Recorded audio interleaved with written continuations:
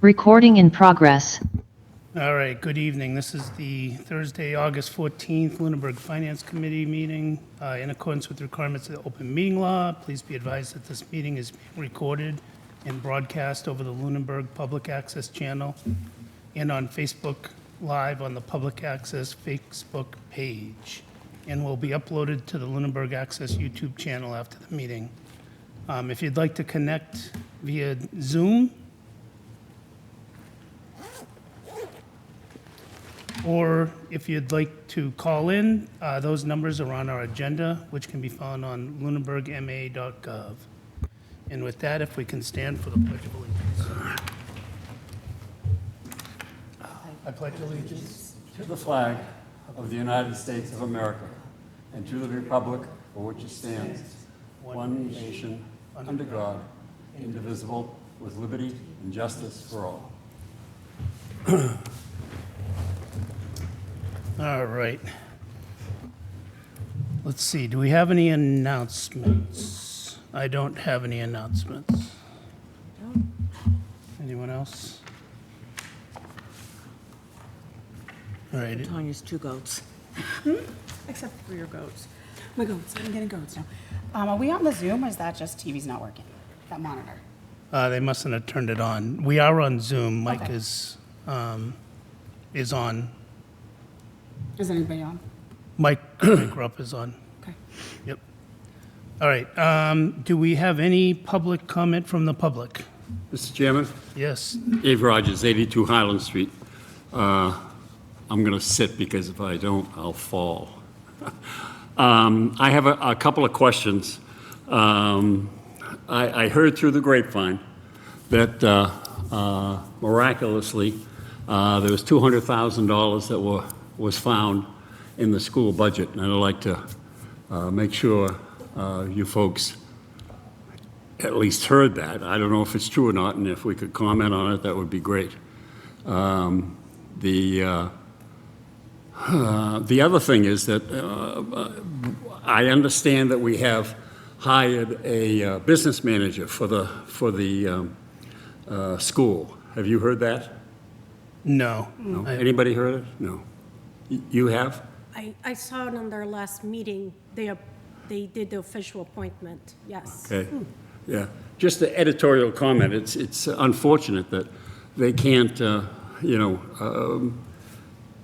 introduce that person to the financial people in town hall and to make sure that the town and all the office folks welcome them. And I think it's something that should be, because it's an important position. That's all I have. Thank you. Thank you. Any public comment from the committee?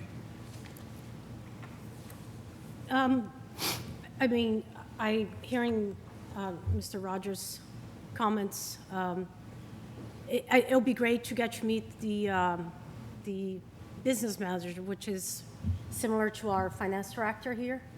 And I hope that Ezekiel was part of that interview process, even if it's to meet them. It's very important to get that relationship started right away, and that we work better as a team. We're talking about a team of 2 people. We can do that. And I'm probably thinking that the money the school's turning over is probably unspent money from the previous budget year. I hope it's not bounced checks. Right.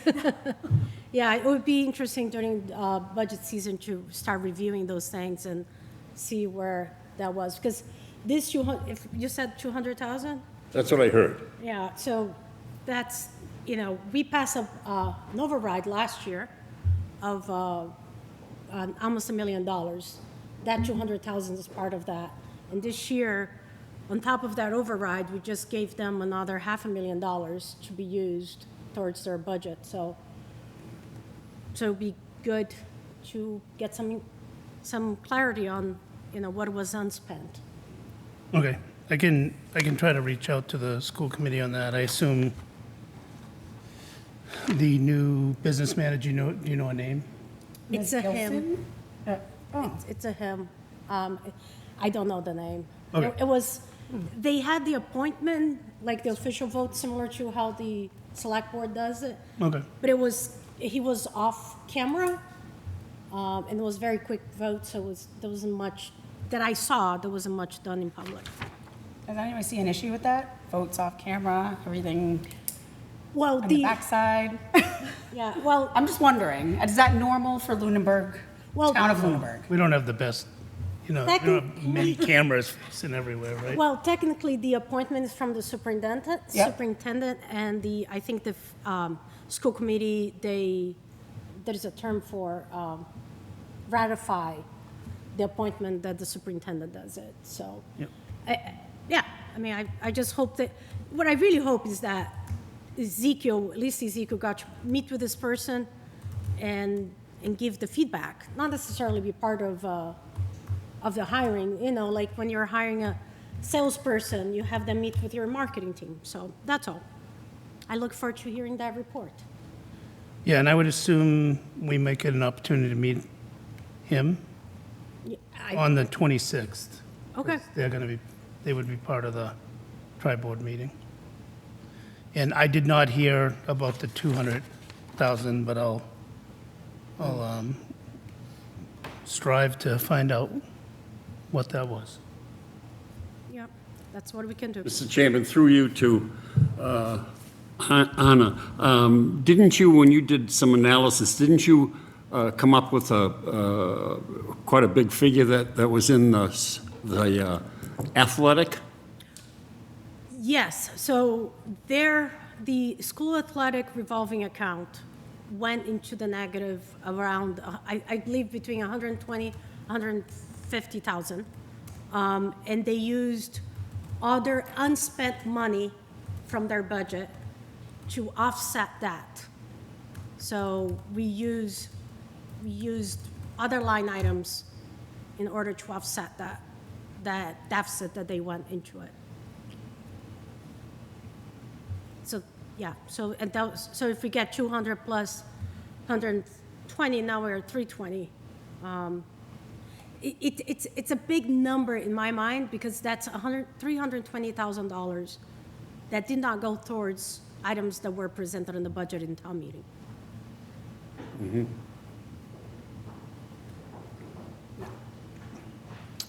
Okay, any other public comment from the committee? Let me just clarify, the superintendent chooses the business manager without an application process. Or is an application process, but it goes through the school department as opposed to the town department. Yeah, so the way that it works, both for town positions and school positions, is the town manager makes the recommendation for ratification from the select board, and the same thing happens on the Okay. school side. for Because that. it didn't seem to work too well last year. So how do we make sure that that process is a little bit more open and transparent? So, yeah, I mean, so that's an executive function. Okay. And one that is given to the, ultimately, the town manager and the superintendent and the department That's you, head, Jen. so. I missed the beginning part of this. No, we were just, Talking about the new business manager for the public schools. The newly appointed business manager. I guess the name is Chris McNamara. no, there's no more Chris's. That's it. No, that's it. It's a generational thing. So we're just wondering how that came about. No one really, we didn't know about it, how that works. This is just me being new to the town as well. So, Would you get up and tell us your name and address? squish over and here, Mr. Rogers. You feel like a rose between two thorns. Okay, so this is not a position that's created by myself. This is a position that's created by the superintendent, I would assume with authorization of the school committee. I recall, speaking a little off the cuff, but I recall watching meetings where there was discussion at the school committee about bifurcating the position that was held by Dr. Gilson. Yep. And that is, I think, what the outcome was. So the new person, did they meet, do you know if they met with, our business manager, if there was any Finance like- director. Our finance director, or if there was any involvement there? So, the person that, Mr. Chris, that was hired, we were not involved in his hiring. Okay. I have not met him yet. I think that Ezekiel has not met him yet either. The school district does have a consultant on in that capacity currently to fill the interim gap. And that's the same consultant that they had previously, or the same firm that they had previously to assist. And the finance director has had several meetings with that firm. Okay. But not with the person that's, I don't think he started yet, but not with the person that's been hired for the school business position. Okay, so this is the hiring policy of the business manager for public schools, goes completely through the schools and not Correct. through the town? Correct. Okay. I'm gonna, I don't wanna make it, I just wanna, like you said, you're new to town. So when we first had a new recreational director in town, we went through a few different, a couple before, and it was done very, very similarly to, to how this appointment came about in terms of public. And when I was the chair is when we hired the current. And I had pleaded with the previous town manager to make the commission, the Parks Commission, part of that, just because we had that specialty. We could speak about recreation. I'm not sure necessarily, is always. And the previous town manager did make us, allows us to give feedback on that information, on that hiring process. So it's always, in my mind, I know people get a little finicky about, who owns what, who makes what decision. But in my mind, I'm always looking for the best one. And, thinking about what is the best process in order to have the best hire, it would be my question, and, Yeah. and I would think I'm not necessarily the best person to give feedback on how to hire a teacher, but maybe other things I would. So anyway. Yeah, and on the back end of that, this is such a financial job role, where in the past, we've seen a superintendent choose a candidate that was not qualified to do this job. So maybe we should be looking at some type of hiring should be their decision, if that's the way it should be, but there should be some type of meeting with our finance people, considering where we are with the discrepancies of the, school committee money. It's like all over the place. So I don't know, maybe is that something that we can talk about, in the future? This person's already been appointed, this is too late. But maybe going forward, our hiring policies should, especially at a very high finance level, should maybe include the finance committee or town manager or the business, the finance manager, I don't know. So in the interview rounds prior to this current round, when there were previous candidates interviewed, both myself and the finance director were invited to partake in those interviews. It's just for this particular candidate in this particular selection cycle. We were not part of that, but that might have been something that was, I think that was occurring right as the transition between superintendents. I think ultimately, though, this is under the direct jurisdiction of ultimately the school committee through the superintendent, right? So we're not involved per se in the hiring of a superintendent unless the school committee decides to have a superintendent search that allows folks from across the organization be a part of that, right? So I think the same holds true, that ultimately it would be their decision whether or not, but I think it was helpful for us to be in the room to certainly evaluate what we perceived of the candidate's strengths. And you were, but this But round just you not were on this particular one. Okay, so for this person that they hired, you were not in the room and neither was Ezekiel. No. Okay. This is But I- kind of, to me, this is, in the tri-committee, they're going to be talking about, can we merge a few things between the school and the town? This is, the state wants them to be separate.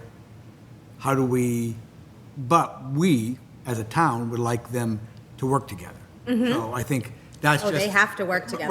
Right, we do, right, obviously.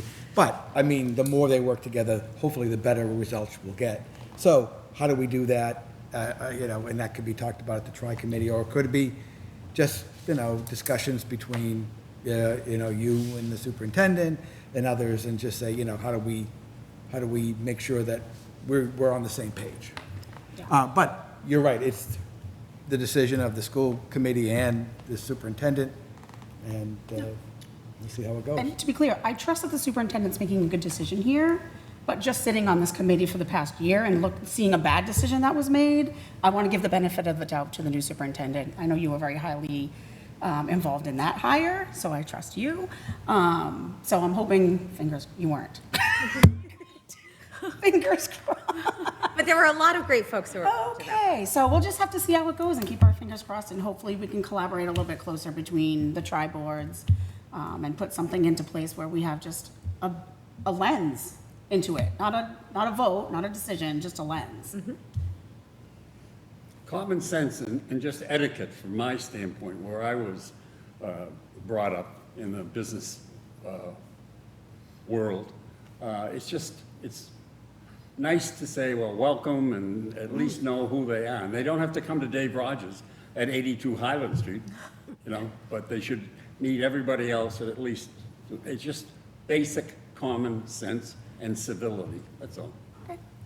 So I would imagine the superintendent and this business manager are still drinking from a fire hose, so I think they will make their Still what? rounds to us. Drinking from the fire hose. You know the expression? Boy, I've drunk out a lot of things. I've never been out of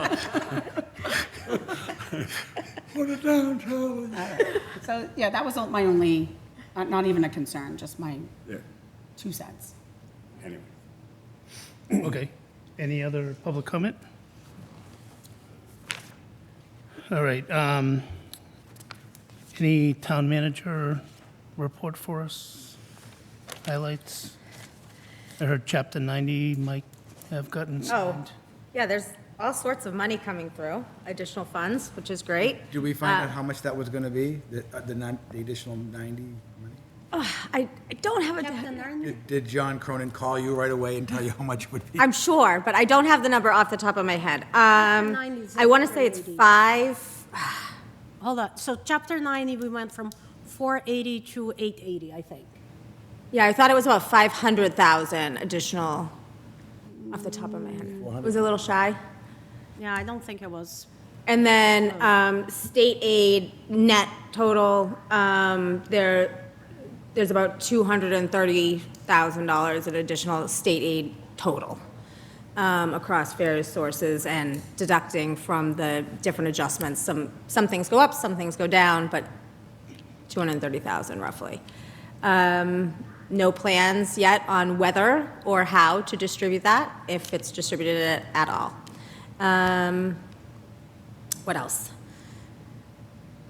That's, The plans is the Nashoba, you said there is no plan on how to distribute that. distributing the extra state aid? Well, there was the You mean the fire. 5 million? No, No. I'm not talking about the Neshoba money. No, the Neshoba money, the 5 million is split between 13 communities. And the fire chief went to a presentation last week, maybe this Monday, and they don't know, other than that DPH will be administering the funds, they don't know any particulars on what allowable expenditures will be, or whether or not this funding can be firmly relied upon in the future. So there was some level of oral commitment made by the governor that unless and until a facility is constructed, that we can expect similar funding in future years. But without something more firm, I would be hesitant to put anything like staff on with those funds.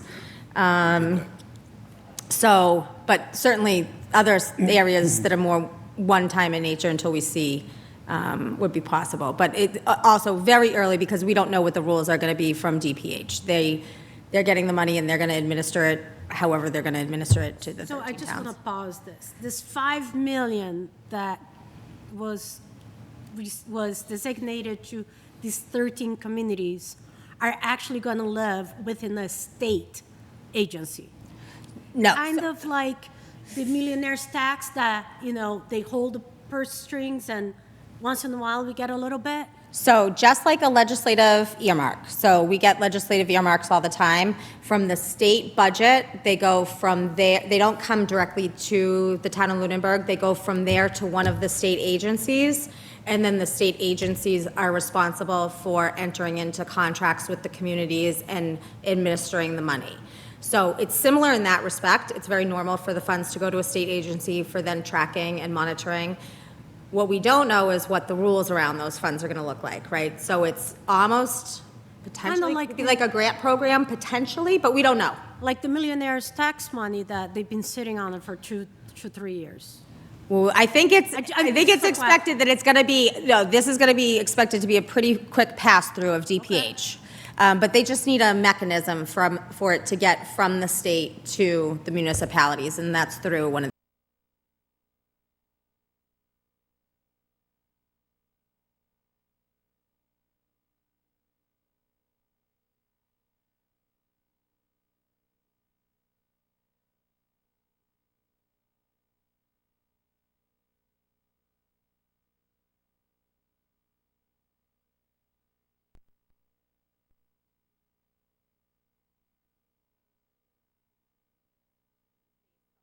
just road miles, and one has a bunch of other factors included in it, such as employment in the community and things of that nature. So it's distributed across a formula. So has any, I mean, we don't know, is any discussion on what that money will be used for?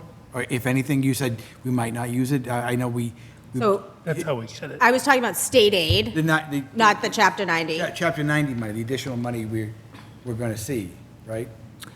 Well, additional Chapter 90 would be for roads or road-related Right. projects, right? So Like bridges and, we have our pavement management plan, which we're going to be following, but we also have some costs associated with Flat Hill Road Bridge that might be increasing, so it's potential that could be used for that, could be used for a piece of equipment, but nothing's been decided yet with that.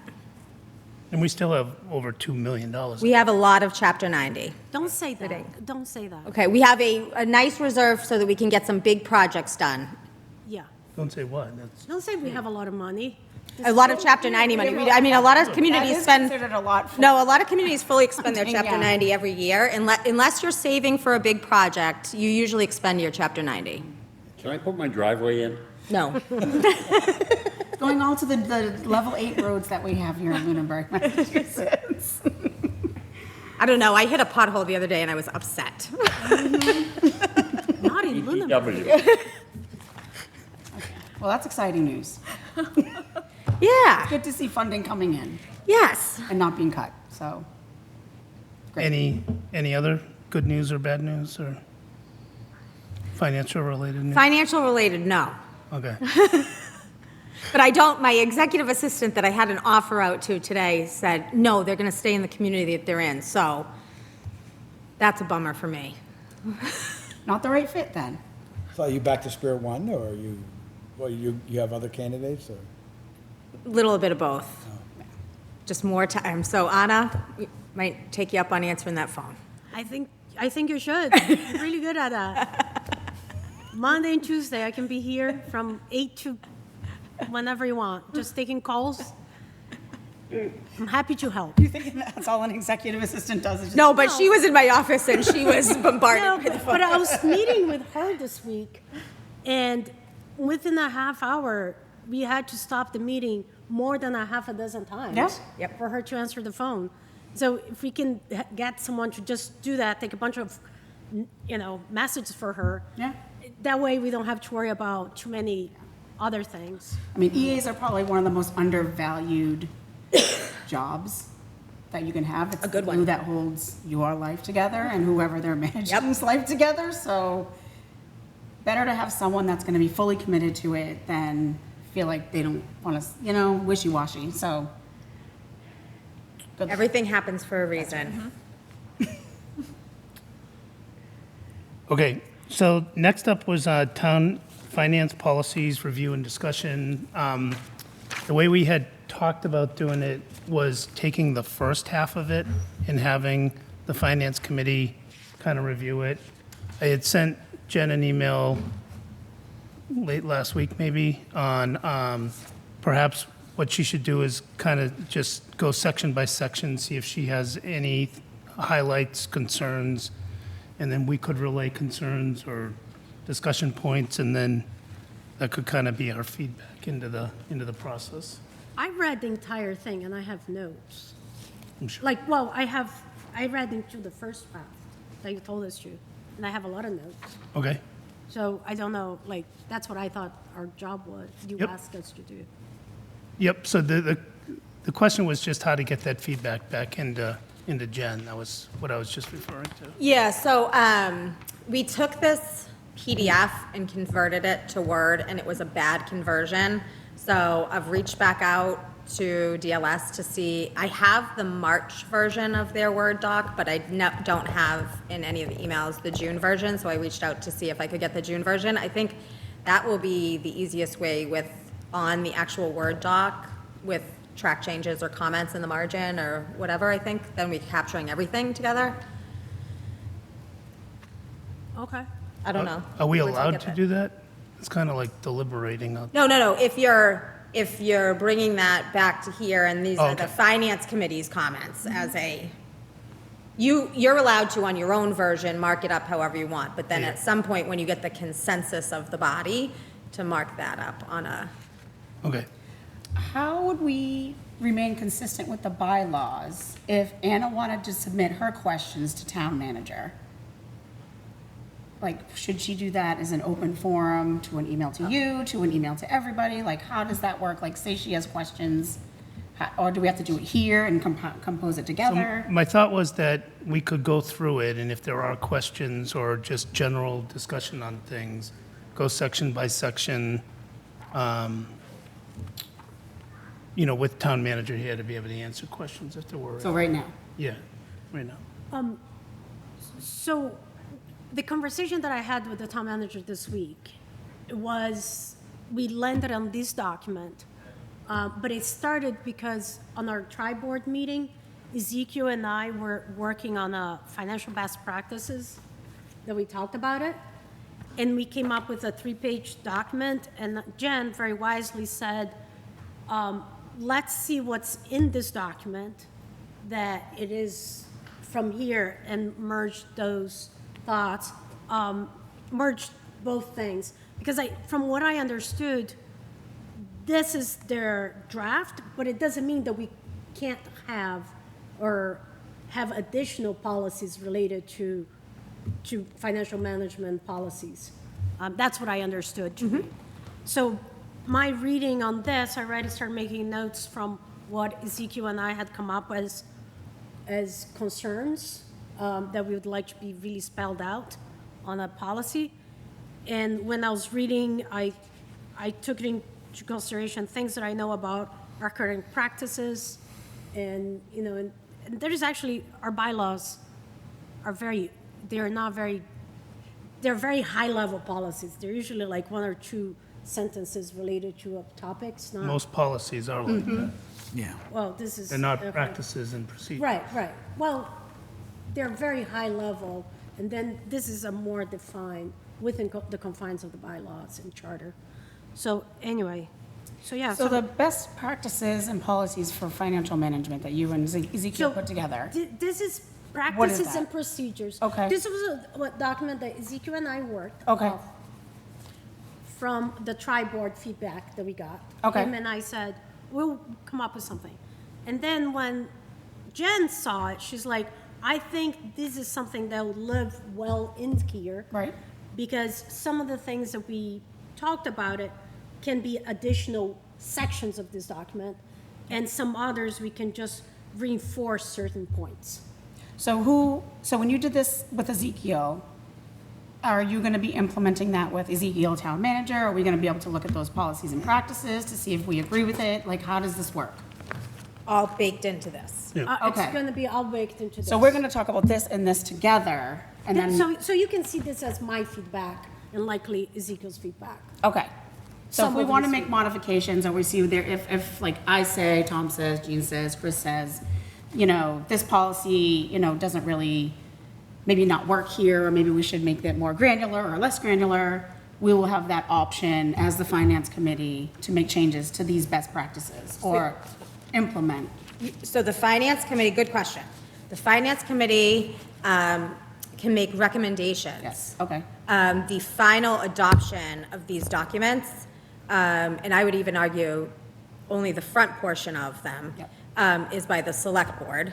Okay. The procedural documents is really a management decision, but I would imagine in practicality, the select board is going to adopt the entirety of these policies and procedures as one document eventually. So it's, your feedback is being directed to the select board for final incorporation. So would this be something that would be a tri-board meeting discussion in its entirety, so that everyone's like hearing it, what we're thinking? You know, we're just gonna put a document in front of the select board without talking about it. You know, when you're having a conversation about it, it's different, you're kind of explaining why you're recommending these things. It seems a little bit more transparent to have the conversation all together. I don't know if the school committee has to be there, or we should do this at a select board meeting or whatever. I think the way we historically have done this is Finance Committee on financial-related policies makes their recommendations in conjunction with the town manager, and then ultimately, they go to the select board for approval. So I don't think I want to start up another kind of multi-board body for policies. I think what we want to do is review them as DLS, put them together with Heather. We'll get, you know, Jen's feedback with us. We'll vote on it and then send it to select board for their Okay. vote. One thing I'll add, Chris, I talked with, I had a phone conversation with Tony Scalambrini this week, which is the chair of the school committee. And we were just talking about different things, and I told him that this document exists, and that I think this document would be, once it's in its final version, from everybody that we're talking about, you know, I suggested him to take it upon the school committee and to, you know, get their buy-in so that we're all following the same policies and procedures. And he thought that was a very good idea because, you know, why wouldn't we all be following the best practices and policies? So once we have the final document, Tony Scalambrini said that he would bring it up with the superintendent and have their business manager review. And why would we all, you know, just, it's not that they are approving, but they are saying, yes, this should be our practices as well. Excellent. We keep interchanging policy and practice, though. A policy is a rule. This has- A practice This is has how you- both. This has both. Okay. This has both. I mean, that's the thing, we've never seen it, so we can't look at it. We can't decide what we're looking at. Is it possible to have it given to us so we can look at you it? don't- Like, You have this. You have it. not that. I don't Oh, have no, that. this is my working document. This is the document they're talking about. Right, but can we also get a copy of that? What Yeah, you put yeah, together? yeah, So yeah. that we, I mean, at a meeting, I don't want to be looking at like a 5-page document and making suggestions one by one for 5 hours. Yeah, but- I'd like to look at it and like, But like the this- same thing you did, is Right, cross-compare it so to. this here is my feedback typed up. Yeah, Okay, I can. well, you and share- Ezekiel's. Yeah, we worked Okay. together on the document because, you know, we're exchanging ideas and all. Yep. So this is a work document, like Yep. a work product. So business and finance got together and just, you know, worked on a document, but it would be good to see it prior so we can look at it. All right, but I don't want to get into the practices. We're Our goal talking- is to do the policies. Yeah, Okay. Ivana has notes that are relevant to it. yeah. Let's bring them up as we go, and we'll deal with it. I think there can be all sorts of best practices that we work collaboratively with a lot of folks, but I do want to get to a point where we get this off our plate prior to entering into the heavy budget season, right? Mr. Chairman, I know I don't have a lot of feedback, but if we just want to start going through them. Yeah. The annual audit would be the first one. Okay.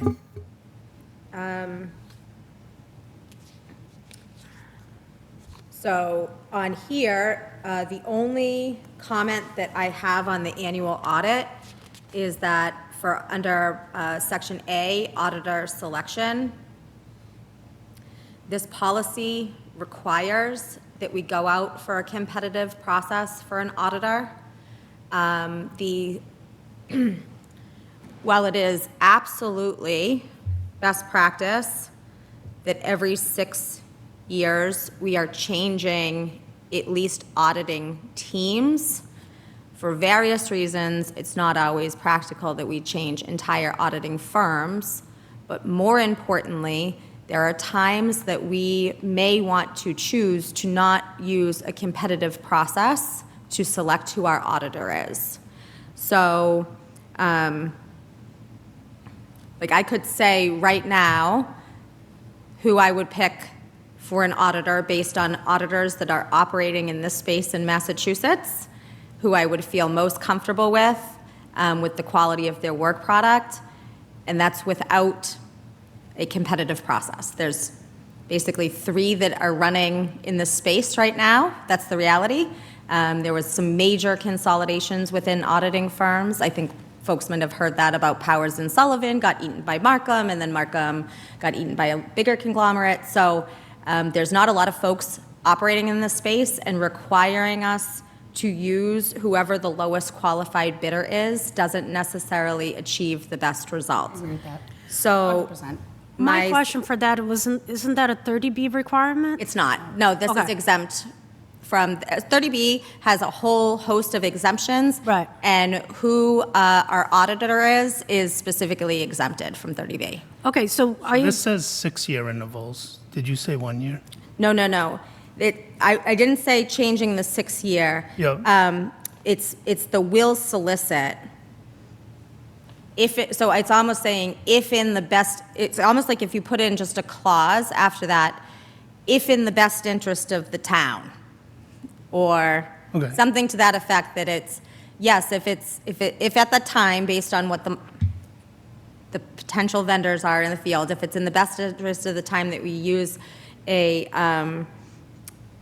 competitive solicitation, then that's what we should do. But if it's not in the best interest of the town, maybe we should document why we've started, we could say that we can document why we're forgoing using a competitive bid process, but we should at least be evaluating every 6 years our auditor and changing the auditing team if we're not changing companies. so my comment on that, I think the striking, if it's the lowest qualified bidder, if that can just be striked, I think we should strike it and just not make it part of the policy. It's the will solicit competitive bids. Right, and the one part to that, not you, but we're always thinking of the worst case scenario. If there is a complacency within the town department, and we're having the same enabling auditors, we do want to change.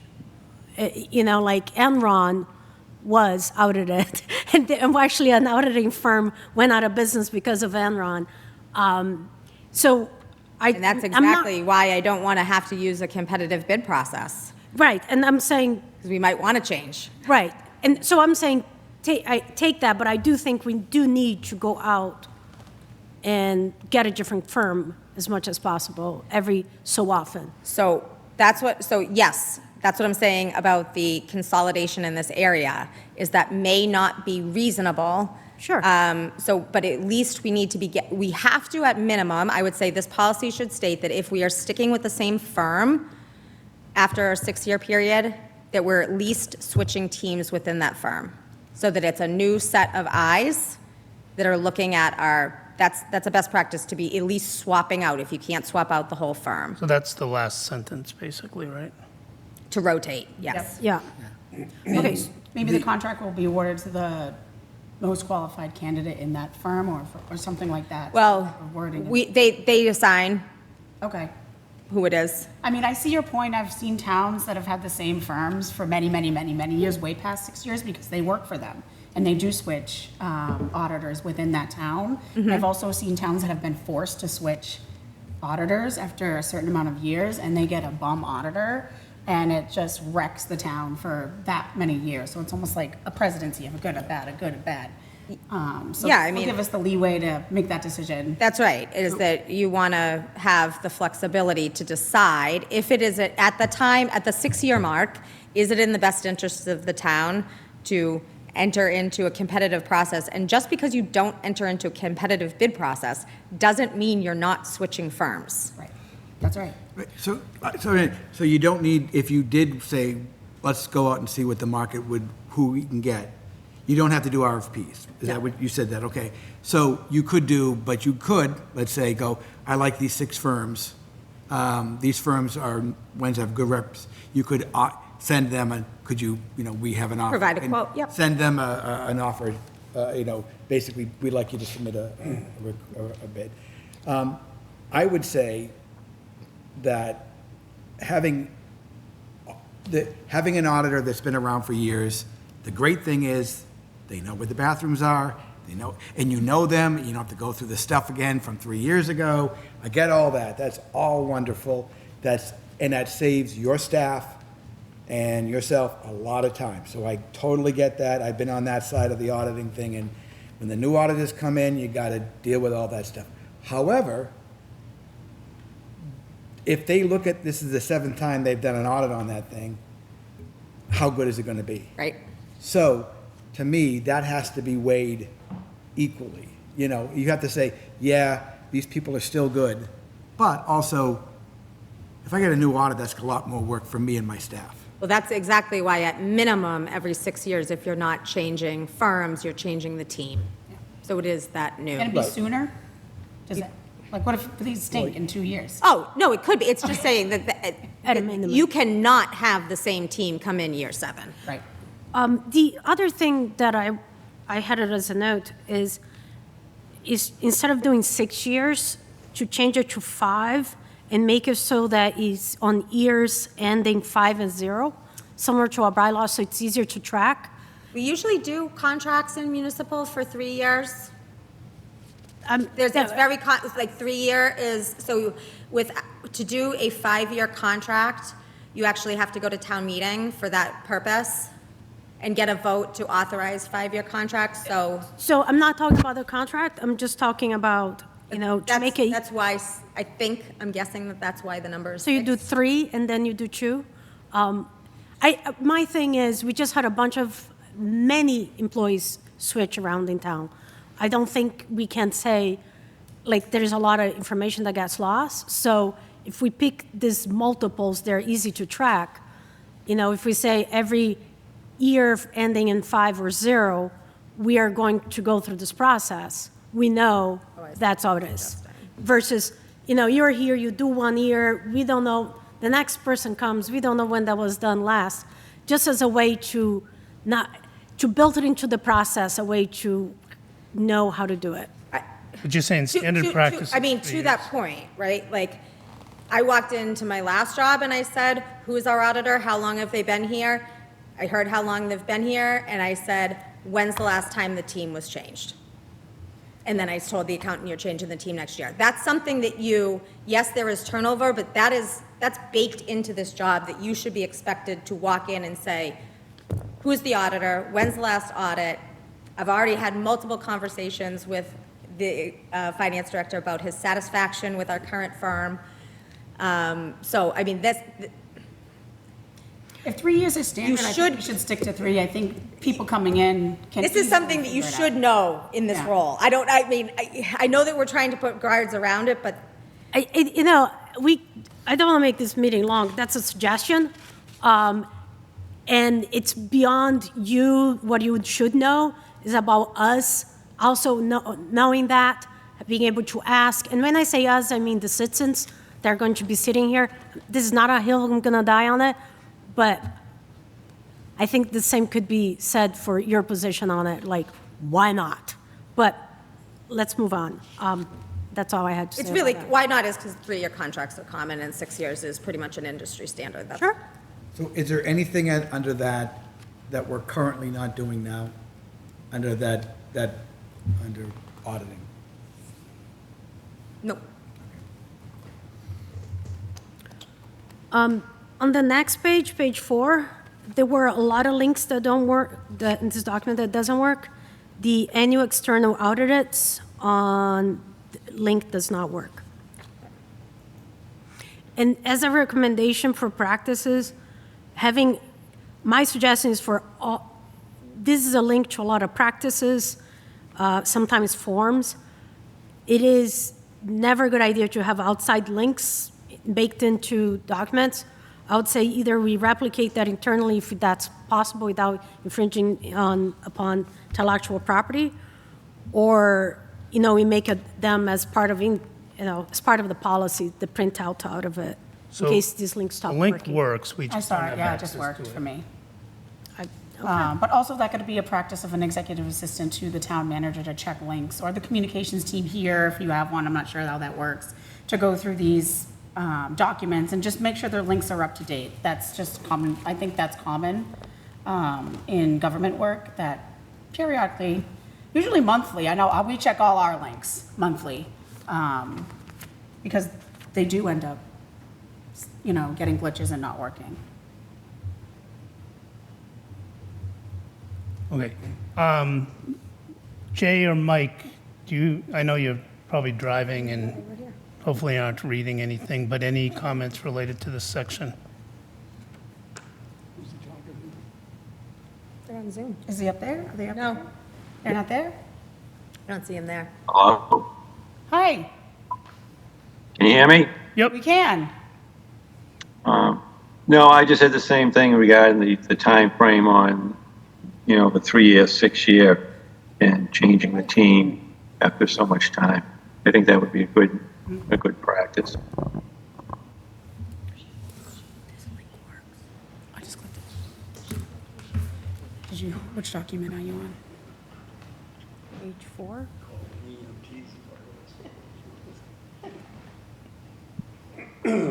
Like what we were just reading. Okay. Anything else, and I'll just open it to anyone, Dave, if you want to weigh in on the policies. All right, annual budget process. I don't think we have anything to do with this, so we can probably. So Jen, do you want to give a quick synopsis of the, Yeah, I think that this really follows just a general best practice of what we do as well as our calendar. But I think that we need to bring in some of the specifics that we have from our bylaws about the February date under section C for the budget calendar. Cookie or something.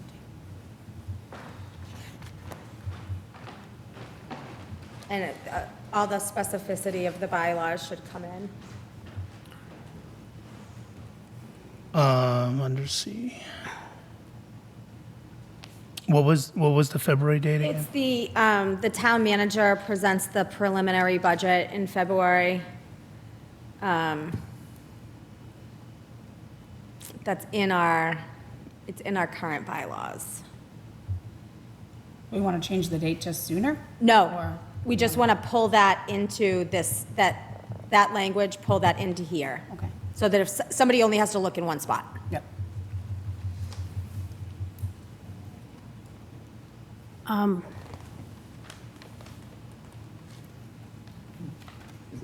The other thing is for budget monitoring, the finance director, there's a typo here, finance director, town accountant, will continually monitor the budget and provide regular formal reports. I don't love the word regular. Quarterly, monthly, what would be the preference? Quarterly? Quarterly? My suggestion was quarterly. You were in E? Is that what you Yeah, were? E.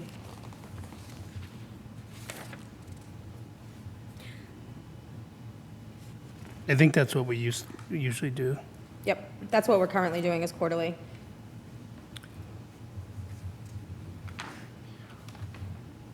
I think I have. So more issues. historically, in the past, prior to Ezekiel, everything was just told to us. I think reports have to be a report. Like, it needs to be Well, it says physical formal. documentation. Yeah, Okay. provide quarterly formal reports. Formal written? I think it Formal needs to be written? written. Yeah. Okay.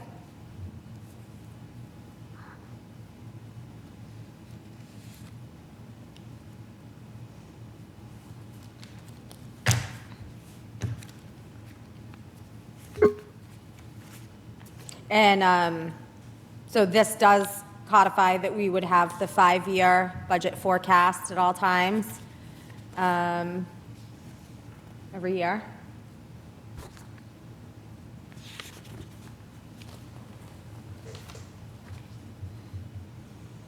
I guess the only other thing is on 7D, the second paragraph, it says, as a model for the budget document, the town manager will use the standards established by the GFOA and its, which is the Government Finance Officers Association, and its Distinguished Budget Presentation Program. That's probably not realistic without first funding a consultant to assist the town with doing a GFOA budget. It's a substantial amount of work to get one off the ground, and consultants charge between $50,000 and $100,000 to do that work. So I think it's just important noting that I think it's fine to say use the GFOA principles, but I think that it's putting a unrealistic expectation out there. Have Well- we or you ever gone for a distinguished budget award? Yep. Did you achieve it? With a consultant, we did. So we used the Community Compact Best Practices Grant, just like this one, to hire the UMass Boston Collins Center to do the GFOA budget the first time, and then they gave us all the template and models and worked with the town. It took us about 6 months to a year to get it done, the first one. I mean, it's an awesome process. It really links, it takes the budget away from being just numbers on a page and connects, whether it's the overarching policy direction of the community or that particular department, but it's, takes the goals that we're striving for and ties them directly to the budgetary asks. What's the grant cycle for, Community Compact, yeah, they haven't announced their date yet. It changes. It should be soon-ish. They run out of money as soon as, basically, it's a rolling cycle, and they expend it all immediately. You pretty much have to have your grant done before you apply. I would say I would be hesitant to apply for a GFOA this round based on everything that's going on, but once we have some other things buttoned up, I think that next year, if we want to look at doing that, would be completely reasonable.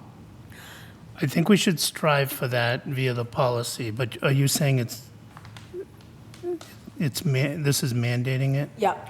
I didn't read as it was mandating. I read as a model for the budget document. Established, which means you're making a GFOA budget. Yeah. I mean, I guess I'm okay with having it in there and, I think it's a good thing to strive for, actually, because I feel like I never knew this existed, this checklist or mandatory items.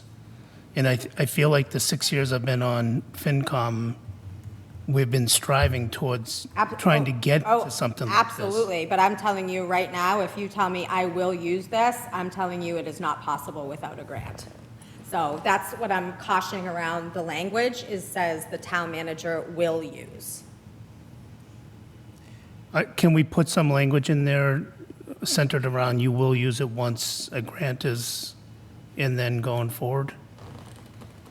No, I don't wanna that would lose be it. in a policy document.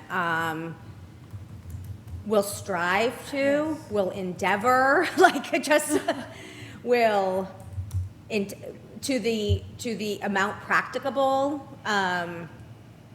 Well, I think, so I read it, we'll use the standards established, and then you stop on that, in its distinguished budget presentation, period. Then if you just start the next sentence with the budget documentation and presentation, we incorporate narrative information on the town department organizational goals, plans, and resource. I don't know, I didn't read that next sentence was necessarily part of, although it is in the same paragraph. I think if we just make it that the budget documentation will incorporate narrative information. If we're trying to make this something that's best practices, Right. universally accepted, I'm going to I'm looking at Lunenburg, I'm gonna look at this document, I'm gonna say, oh, Lunenburg has a GFOA budget, let me see it. That tells me that we have one. The only thing These things are like, this is literally this thick. So what's Every your year. recommendation for until now? Like, My recommendation for model for budget. now is sorry, Mr. Chairman, but is to strike that entire second paragraph unless and until it becomes a reality. So you're saying it's too big of a Huge. bite of the apple that we Oh, can't yeah. handle right now? Your staff can't handle, it's just not there? Absolutely not. And we're saying we like it, so we should make it I don't wanna- a goal that we should go after. So if I mean, it could be, who would make that decision when we're ready? Would that be you, or would that be the select committee? Who would you? So the application for community compact best practices, I think it's actually the chair of the select board that has to sign those applications. In reality, they're not likely going to be applying for them or getting the quotes for them, so it's really when we're ready to put it forward. Can I make a suggestion? If you strike only that first sentence where it talks about GFOA and just leave it, the budget presentation will incorporate narrative information on town department. I don't think we should strike the whole thing, but just that first I don't sentence. think we It's not should what we're strike- doing now. Huh? It's already not what we're doing now. This is new. Right, and that has, I think it's the root of our problems. I get I it. think that's why we have 6-hour meetings. What I am saying is that we have a tri-board process that we're going through, that people are already very much involved in that we are leading up to May town meeting. And I don't think that we can take on this right now and get it over the finish line, even if we have the grant funding. I think a policy document can say something that's in the future, by 2028, by fiscal year '28, as a model for budget the town. I think you can't rely on grant funds. I think if you want to say that we will support a capital request, that we will pay for that consultant with or without grant funds to get that thing started, I think then you can say something like that. I think relying on a grant and saying we will do something by date certain, if you're not committing the funds, I disagree. I think this will set a priority for the town to make sure that it's going to happen. So I agree with you, but I also agree with you, but I think instead of striking it out, there should be language put in that when town manager, like, we don't want to do something that's not going to be accepted, that's not going to generate anything. We want, maybe keep the language in, but use the town manager as the person making the decision of if we're ready to move on with this. I think, and respectfully here, I think that, I was asked whether or not I've been through this process before. And my response to that question was, yes, I have. And I remember that undertaking. I remember how big the team was that did that project. I remember how long it took to do that project. I know what that project is like.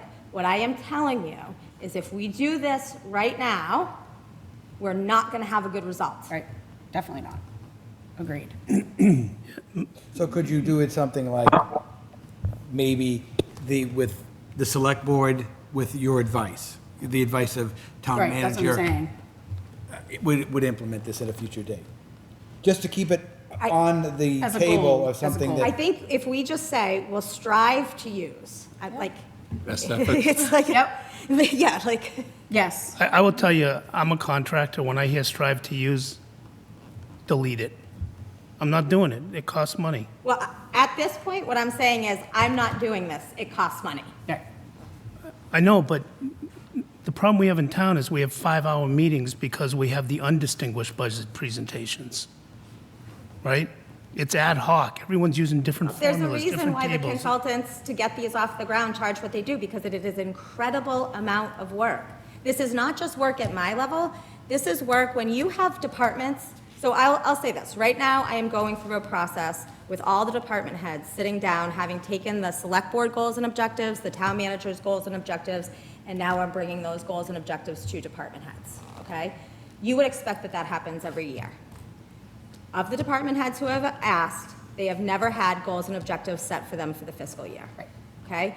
So if we have a goals-based budget, and we have departments who haven't even ever had goals and objective setting before, literally right now, that is a huge lift without support. We don't even have budget presentation, operations, and procedures yet. So we definitely can't do this.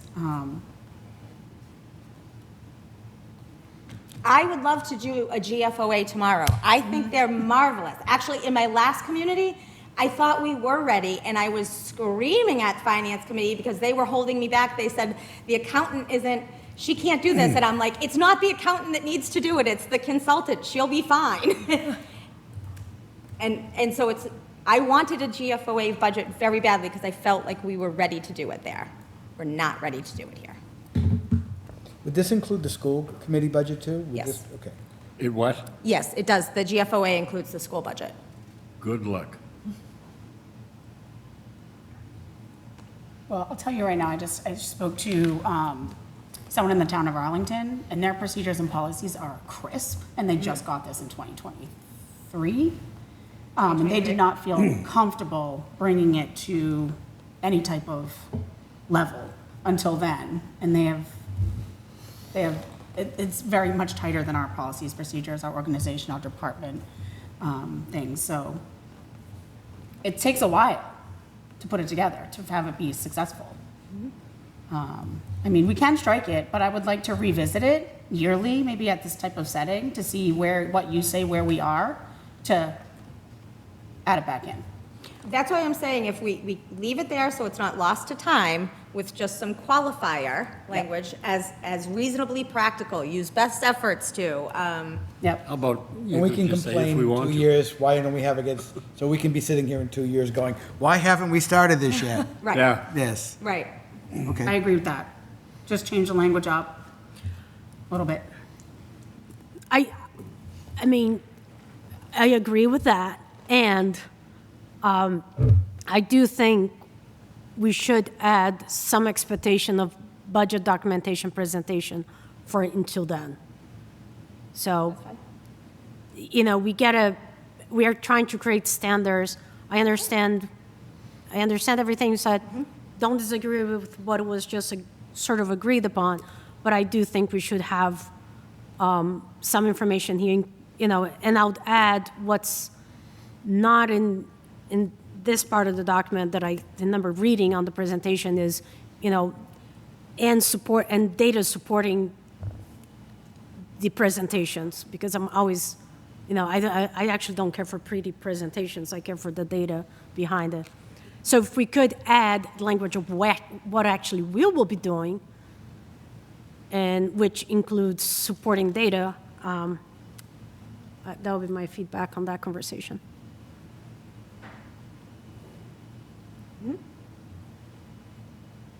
Any other comments in this area? Well, I mean, we were going through her comments. Do you have any other comments on this? Okay. On B, principles for balanced and sustainable budgets,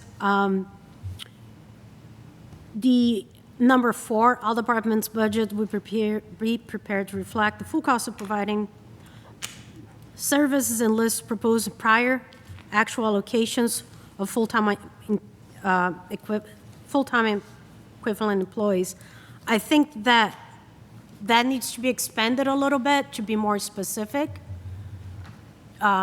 because this is a data point that it's really hard to get in, full-time tracking method. So I just say with Where am I? I'm Yeah, sorry. where are you saying? B, Principles for Yeah. balanced, sustainable budgets? yeah, B, number 4, I would like that language expanded so that we're doing full-time, like we're really creating metrics for full-time employee tracking during the budget process. The other thing that I read was number 3 of that section too.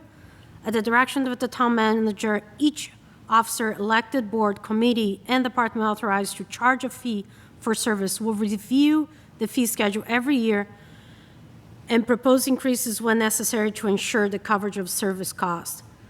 I think that what I read that saying is the town manager will direct elected officials to increase fees when they seem necessary.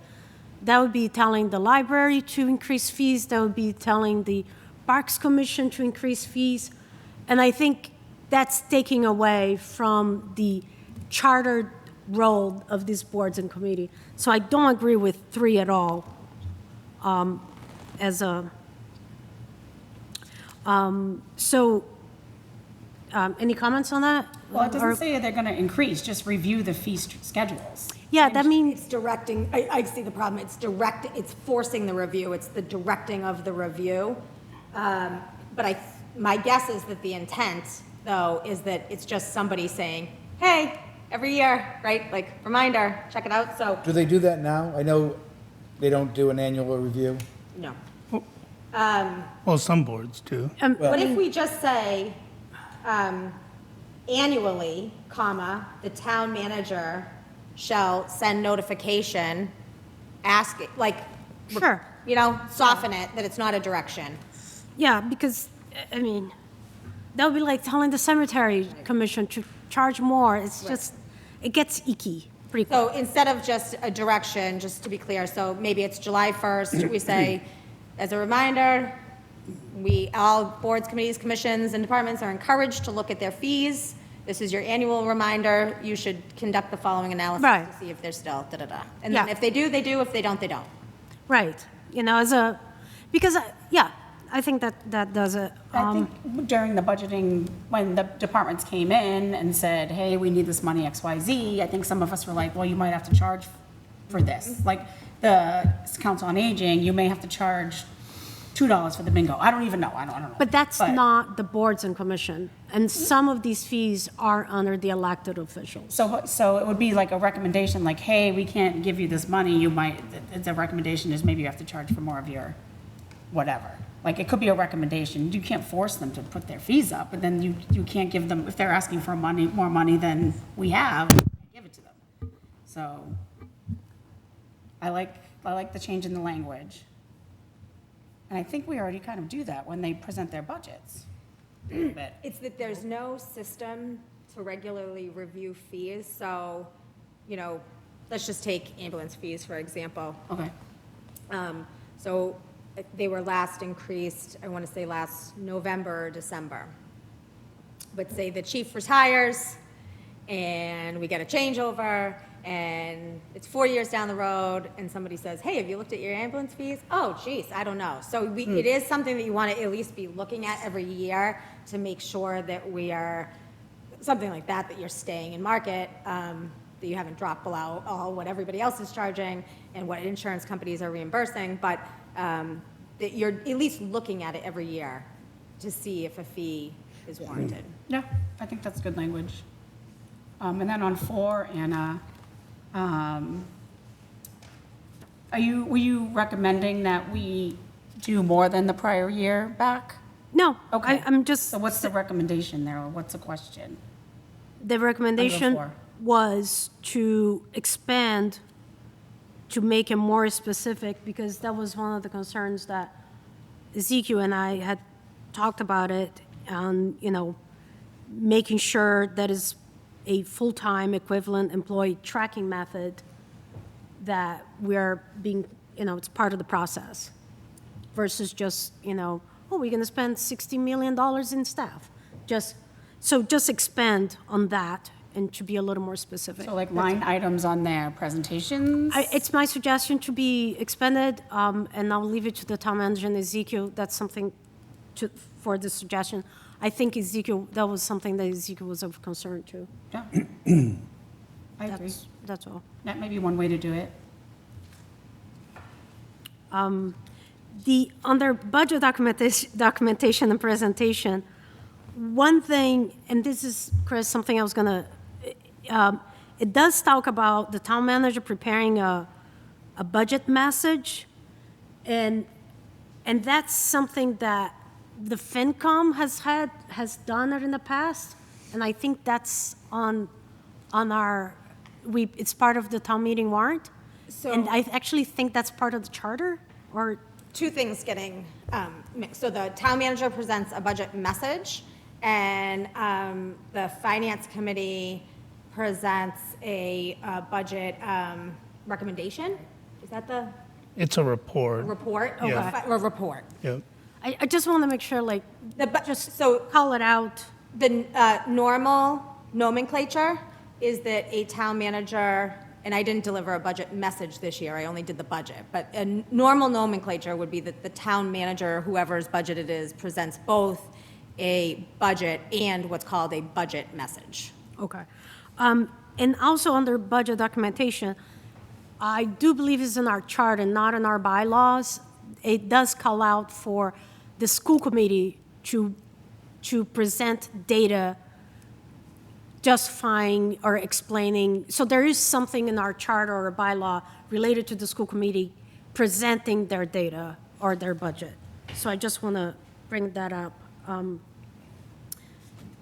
Under budget, I think there's also Mass General Law that if we ask for something, we are to be given it. We do not need to make a budget, I know you're going to miss me. what's the formal request for information? We are entitled to that information. I'm not disagreeing. law. I just made a note that there Yeah. is something on the charter, and this, and in here, where it says, internal references,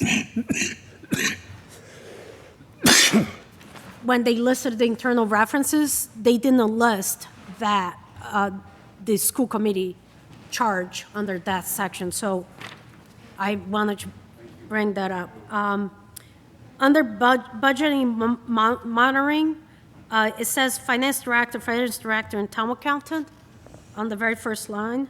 And hyperlinks to outside sources, most of the time they were italicized, but here under the GFAOA, it's not. And the one thing that I would recommend to be specific about under the budget monitoring is the FTE reconciliation and monitoring, to just also be very specific. So that's under E, budget monitoring, expand on FTE monitoring and, Is that would that really go in this section, though? This is about Yeah, because preparing a we budget, have- not, because on budget, the principles for balanced sustainable budget, it is talked about full-time equivalent employees, and that's, then when monitoring, you also monitor things that you set as a principle. And I did have a couple links that were bad for me, but I don't know. I just recommend people to be clicking on those links. So those are my comments on that. my point being, though, shouldn't that be in financial operations, not financial planning? The monitoring would be in operations. Well, Oh, the whole monitoring section, pull it out of this policy? Or, No, I'm just saying, we're in financial planning, and the last statement that Anna made was about monitoring FTE throughout the year. That's not a financial planning, that's a financial operation.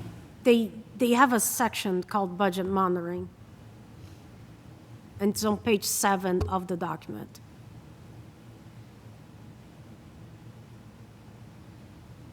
seems very short, so I'm confused what you want added, taken away, or clarified here. Can I help? Yes, please.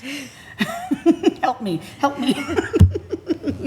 So I think if we said something along the lines of after the first, or at the conclusion of the first sentence, after the word select board, so the finance director will continue to monitor the budget and provide quarterly formal written reports to the town manager, which will include FTE monitoring or something like that. So include it, which, not a whole, we don't need a lot, but just say that the. Memorialize, The memorializing that the quarterly reporting will include a reconciliation of FTEs.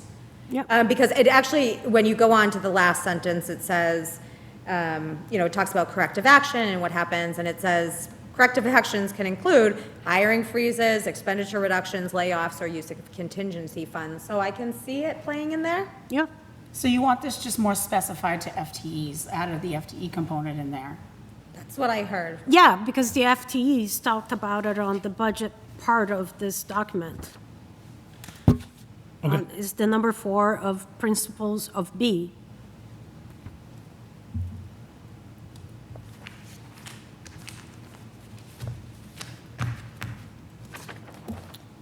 All right, any other in this section? Mike or Jay, if you have anything?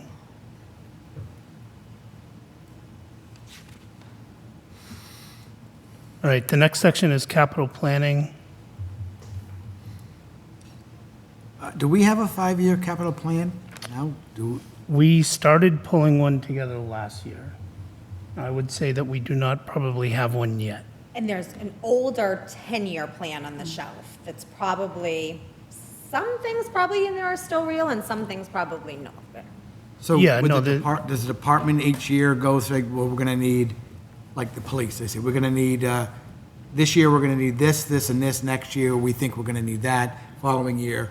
And, we know that maybe in 5 years, it's less sharp, but we have an idea. So do we do that, or? Police and fire have a pretty good one because they're very cyclical in the nature of their buying. DPW is pretty good too. I don't think schools and Facilities and schools are the facilities struggle. have not more gotten there so. yet. And that's the I've big, noticed that, Yeah. right. specifically facilities. And I know we've schools. had the Yeah. facilities people come in and out. Yeah. And one of the things is they got to figure out what exactly they have. And then maybe that's one of the things that they should be doing is building a 5-year Yeah. plan so that we know that we're going to need a new heating system at XYZ in 2028. That's in the charter, I think, Yeah. that there's a need for a 5-year. 5-year plan. Right. So I think facilities is probably, we're probably at that point now, right? That we've had enough stability in the position where we can be at that point. I think with 5-year plans, what everybody does really well is saying in year 1 and 2, we're going to be really reasonable with our requests. And year 4 and 5, we're going to pile on the multi-million-dollar projects. And so when you take all of those together to bake them into a true 5-year plan, that's where we fall apart a little bit, and probably, because you have, okay, $1.5 million plan, something reasonable, okay, it was a $2 million request, we had to cut some, and then you end up in year 4 or 5, $7 million, $8 million. Well, I think the other thing we have not done well on is the plan is not just requests.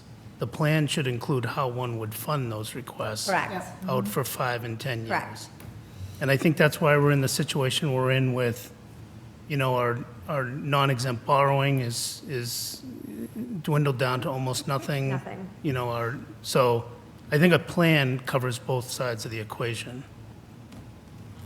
Let's make sure that that says that. 'Cause that is a good point.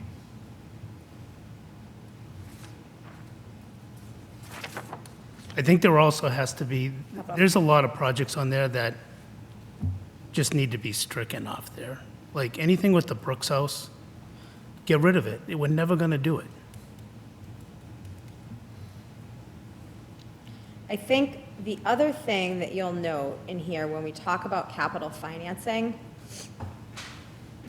the town will strive to appropriate 2 to 3% of its annual general fund budget to capital, net of debt, to capital investment allocations, da-da-da-da. So I think it's okay. I'm just kind of marking it there because it says strive to, but Where were you again? Under, page 11E, capital financing, the first sentence. Page 11 of the document, or, yeah, Numbered 11 on the bottom of the document. what it was? Capital financing, that the town will strive to appropriate 2 to 3% of the annual general fund budget, net of debt, to capital investment allocations through funding derived from a combination of property taxes, free cash, and special purpose stabilization funds.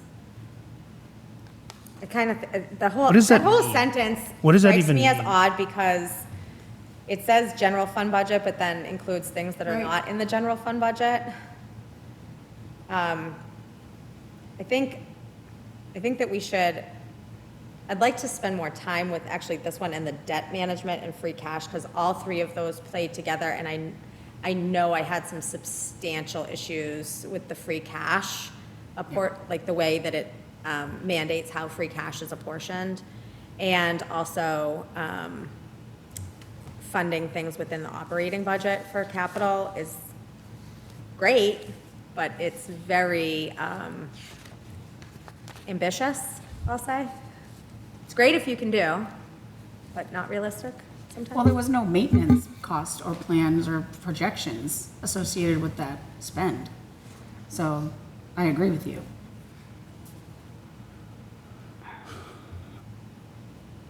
So what's the recommendation on that? I think really, my recommendation, I want to spend more time with these policies before, these three particular, the capital, debt, and free cash, because they all play. Capital and free cash, okay. Capital, debt, and free cash, and I have some, so the capital planning is struck to me as very different than what we do currently.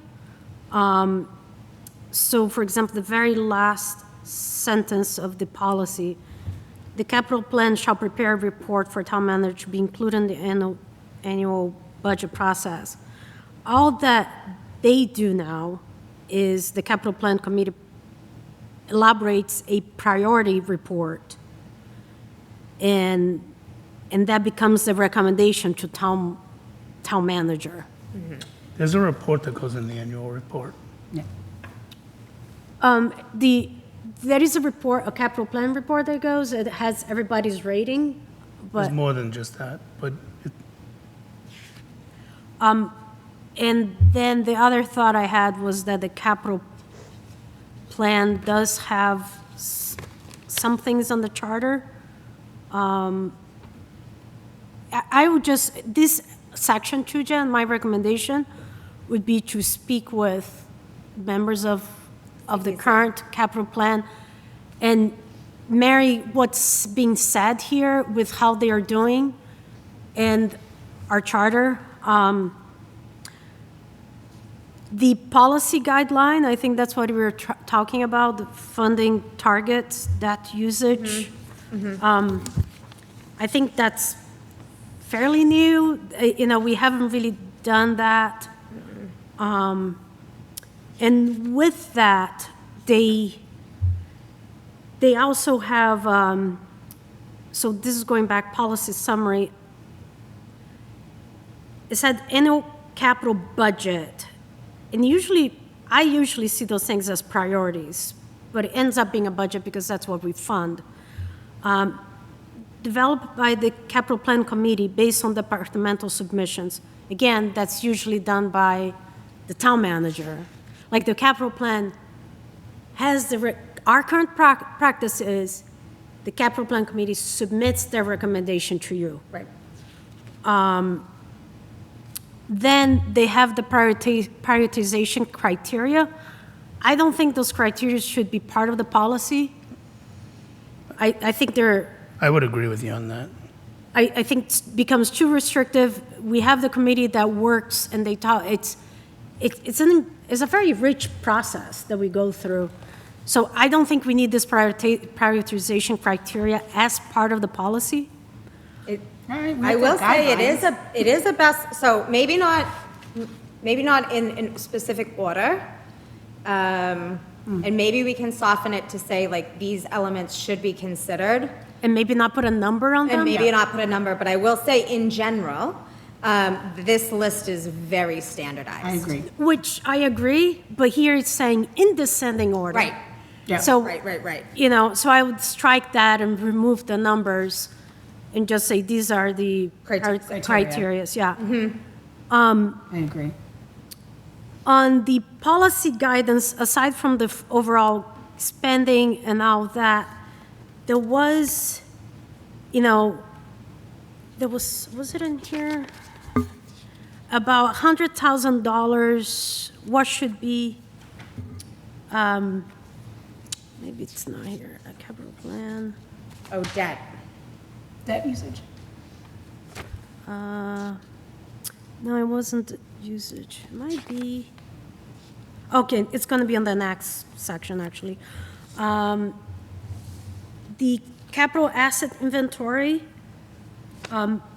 is that to support the systematic acquisition replacement schedule, the capital plan committee, with assistance from the finance director, will annually update and maintain a detailed inventory. The capital plan committee has no way of doing that, so I would say just strike that from, Where are you? Where are you? 10. I am on B. That's in our charter. Capital asset inventory? Yep, town manager is supposed to provide the capital planning committee. Right, but that's not what it's saying here. Says the CPC is gonna do Will it. create, so I think what you said is correct, but I don't think it's the CPC will create that. I think the CPC will receive the report. So you're saying the town manager with assistance from the CPC, so you want to From- switch the two? I don't think I don't think they're gonna even have the data. I think it's all staff. Staff is going to report to the CPC, that's all I'm saying. Isn't that what it says? Will solicit capital project requests from department heads?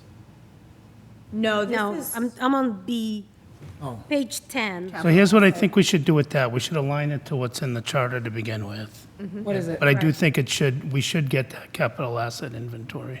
Right, I'm not disagreeing with that, so just, you know, I'm just saying, Yep. the capital plan committee doesn't have a way to generate, maintain that.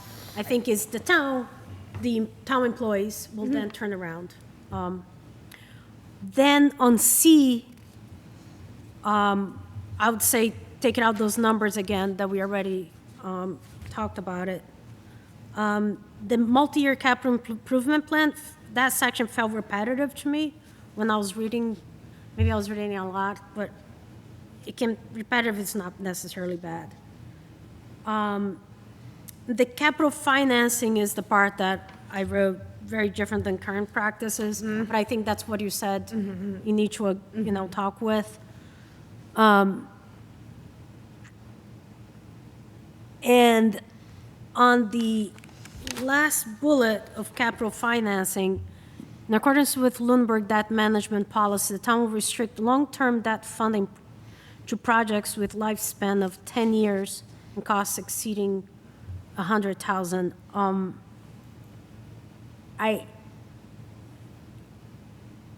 Lifespan greater, restrict long-term debt funding to projects. I don't know when that, like, I couldn't put it, like, knowing our capital plan, I just want to know where this would apply.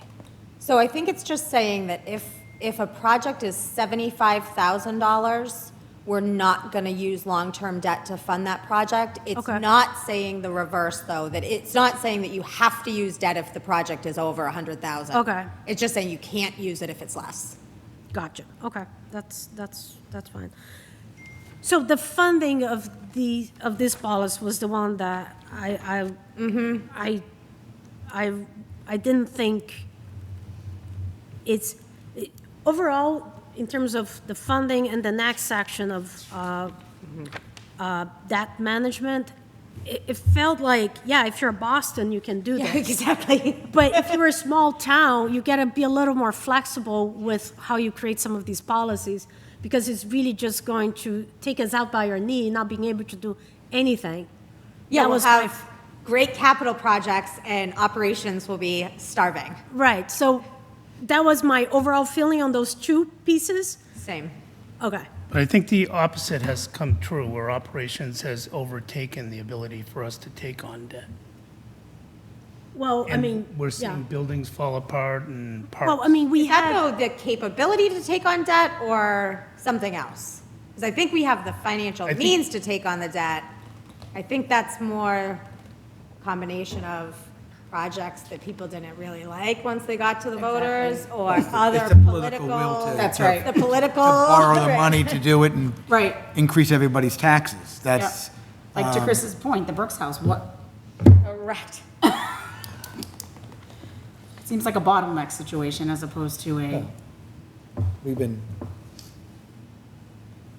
it's not good. revolving. I don't building think we've, projects. I don't think we've managed debt. no, we have not managed that. Debt happens. Right. And we have had about close to $400,000 that went off of on the regular debt that just fell into Operations. operations without a peep. And that's a terrible practice. Well, there were peeps. We got overruled. So- I peeped. Yes, you It was- did. It was on my bullet. I said I was doing it. I've been peeps, there were saying this, I've been saying this for several years, that that was happening. Yep, it was. Okay, do we want to move on to debt management? Sure, you go. I would prefer to skip over debt management and come back to it. Can I make a couple comments on that, before, so you can take my notes, since we're doing meetings? On long-term debt criteria, costs exceeding 100,000 have at least 10 years of useful life. We have borrowed, and I know this said long-term, but we have borrowed money to buy large pieces of equipment before. And I know we have, so, again, I don't know if we should put 10 years there as, you know, especially when we use capital for buying, Like, when you say large equipment, do you mean like a big six-wheel dump or something like that? or a fire truck, a ladder truck. Well, those better last at least 10 years. That's right.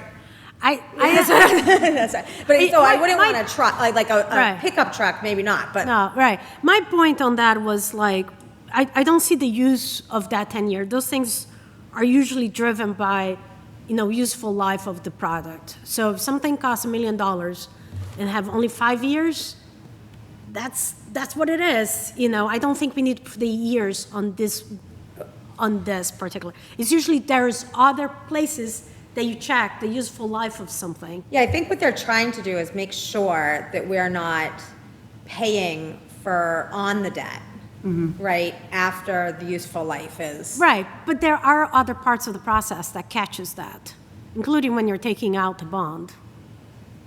The banks, you mean? Right. Yeah. Fair point. The debt structure, I hated this. I simply hated. I put an X on next to everything. Are you in C? Except for the debt service schedule may not exceed its useful life. Now, I'm still on policy summary, now I'm page 14. So there are 3 bullet points, I put an X next to 2. Just the middle one is the one that made sense to me. Under debt financing, they brought 10 years or useful life of, you know, I think it should just be useful life. Who's going to determine that? There is standards in What are part- they? And we need to put that in because, I think I agree with, if you're doing long-term borrowing, I think all of these things have pretty standard useful life that is, you know, good practice.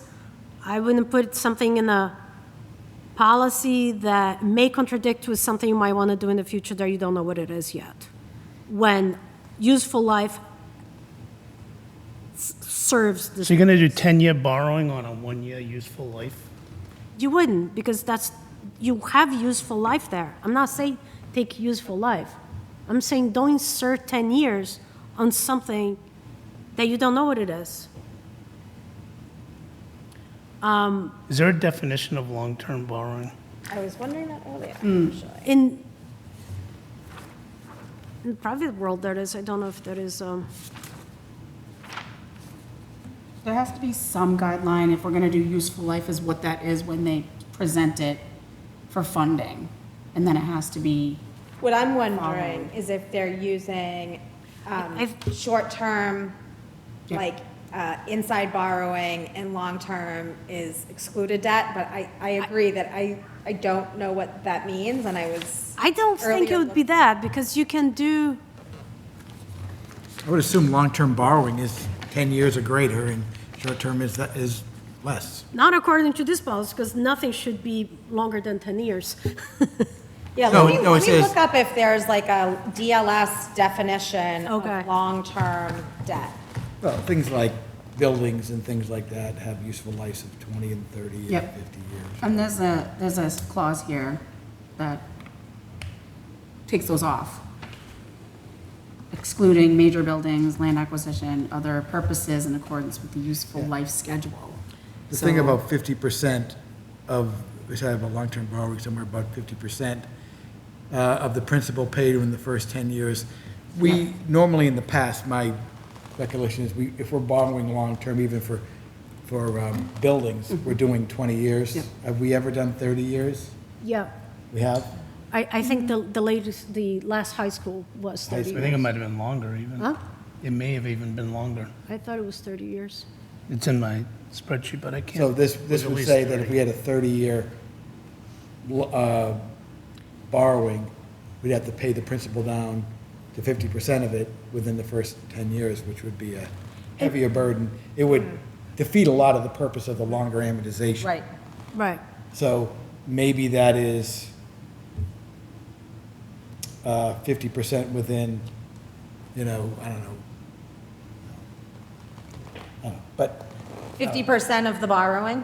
No, don't know. can we not 50 put in yeah. first, like, Yeah. that section is if just you're going out 30 useless. years, you're doing it because you want to be able to afford it, and also the life is going to be there, and all the other things are Yeah, and fine. if you're But if buying, you're going to pay 50% of the principal in 10 years, that's kind of, yeah, it's not a fixed rate amortization thing. There's a limit maturity Unless it's clause 20. here Well, for the buildings, which would be the school, right? On the third bullet point. Limit maturities to no more than 10 years except for major buildings. No, I mean, yeah, right, no, but So if that's you, what if you we're had a covered. 20-year, if you had a 30-year amortization on a building, and what this is saying is that you have to pay 50% of the principal I think down he's within the talking about first this 10 years. Yeah, the first one, but doesn't the third one kind of negate that? I don't know, I, I think so. I think they're all, this, Well, we could- it doesn't say or, it says, it's just the next bullet point. yep, So to So- me, that would be something, if we're gonna go out 30 years on buildings, that might not be the wisest thing for us to do, so maybe we should look at that. Yeah. And I don't have the, the numbers and stuff, but figure out what it is and see what other cities and towns have done, because if this is kind of the best practice. I mean, it makes sense for a 20-year term, but it doesn't make sense For for a 30. longer terms. One of those references at the bottom actually starts to cite mass law on how long you can do certain types of borrowing based on its purpose. where are you reading what? One of those links. Yeah, I see it. Does it work? Yeah, the useful life of things are usually very well defined within, It's not the useful Acquisition. life, it's just saying the type of borrowing. Yeah. Acquisition of land, landscaping, dredging, 30 years, 20 years, equipment, assets. Yeah, so, yeah, there is something in So there. there's guidelines in there. There's guidelines in there. Well, there's law. Right. Right. How do folks feel about, on B4, where there is the chart?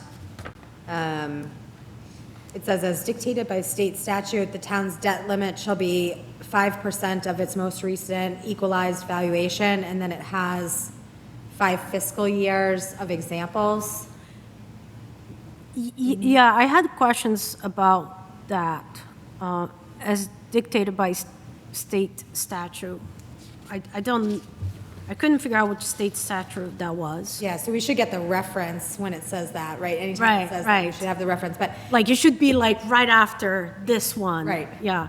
MGL chapter, but I don't, is that, to me, it seems weird having this chart in here because it's illustrative, but it's not part of the policy, and this is a policy. I think might have been done for our benefit as we approved this, and as an example. Okay. That's how I saw this, like, even historically, they put it, but this is a really big change from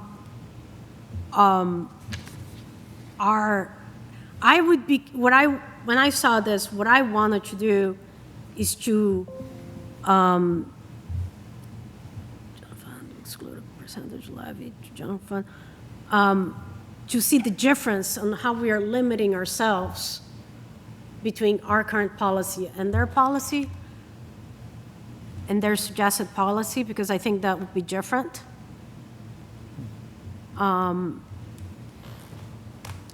Because, again, as a small town with not a big budget, you know, things are going to look different for us than it would for a city that has a lot of more money. And this policy that we have found ways to operate within those confines. You know, like, we've been making plans based on those confines. Switching this policy now with that, you know, how would that affect our current, you know, different projects that are in the, you know, even if they get approved or not. But we just should have that conversation of, this is, even within their numbers of these 4 years, 5 years that are here, how does those numbers look different for us? And What is the equalized valuation? That's not the sum total of all real property in town, is it? No, I think I believe that it is a factor that it incorporates income against taxation, I believe. Not positive, but I believe it's how to level out a comparison between two communities, but where are we? That same, right before that table. Oh, I don't know, let's find what this actual statutory reference is and go from there. But I agree that if the policy is a major shift. We need to, and we can use the spreadsheet that Chris created to Right. see, and then Right. compare to this. And, you know, maybe one thing I noticed is that they did, so in the previous page, Jen, she explains that this policy uses general fund budget as a basis for that service versus what Lunenburg's been using as tax levy. And then at the end, she wrote, Lunenburg FY24 equals 64%. Do you know what she was talking about? 64% of what? Nope. Oh, maybe, I think I know what it is. Where are you, Anna? It's a footnote. The footnote on page 14? I think, Jen, if you look at percentage within the levy to general fund budget, it says 0.6, but that's 0.6%, not 6%. No, this is not 0.6%. Oh, no, that's not it. Yeah, I don't know what that's Lunenburg equals. Yeah, this whole Percent means. Yep. And I wasn't policy sure. search. And then on the next section, structure of term debt, again, number 1, I just strike that because that's what Tom was yeah. talking about. My other comment was on that construction debt pay usage. 2 years for major construction project, sometimes that's not necessarily feasible. I know, for example, the primary building was there was a delay when they built more than 20 years ago. The new high school, it was more than 2 years because they started right after graduation on demolishing and getting everything. They actually, it was more than 2 years usage. It took more than 2 years to use that on major construction You said the projects. primary school?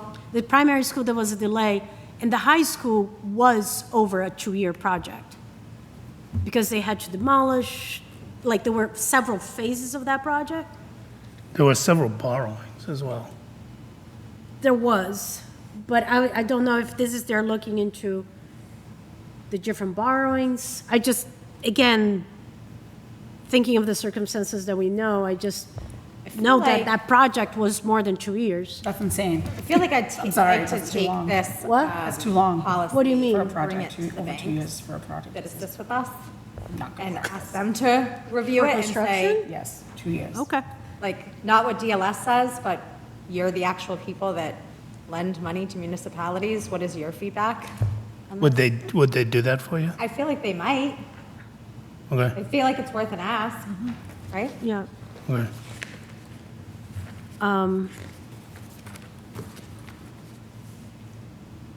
So the last thing that I had on that section was disposition of surplus bonds proceeds.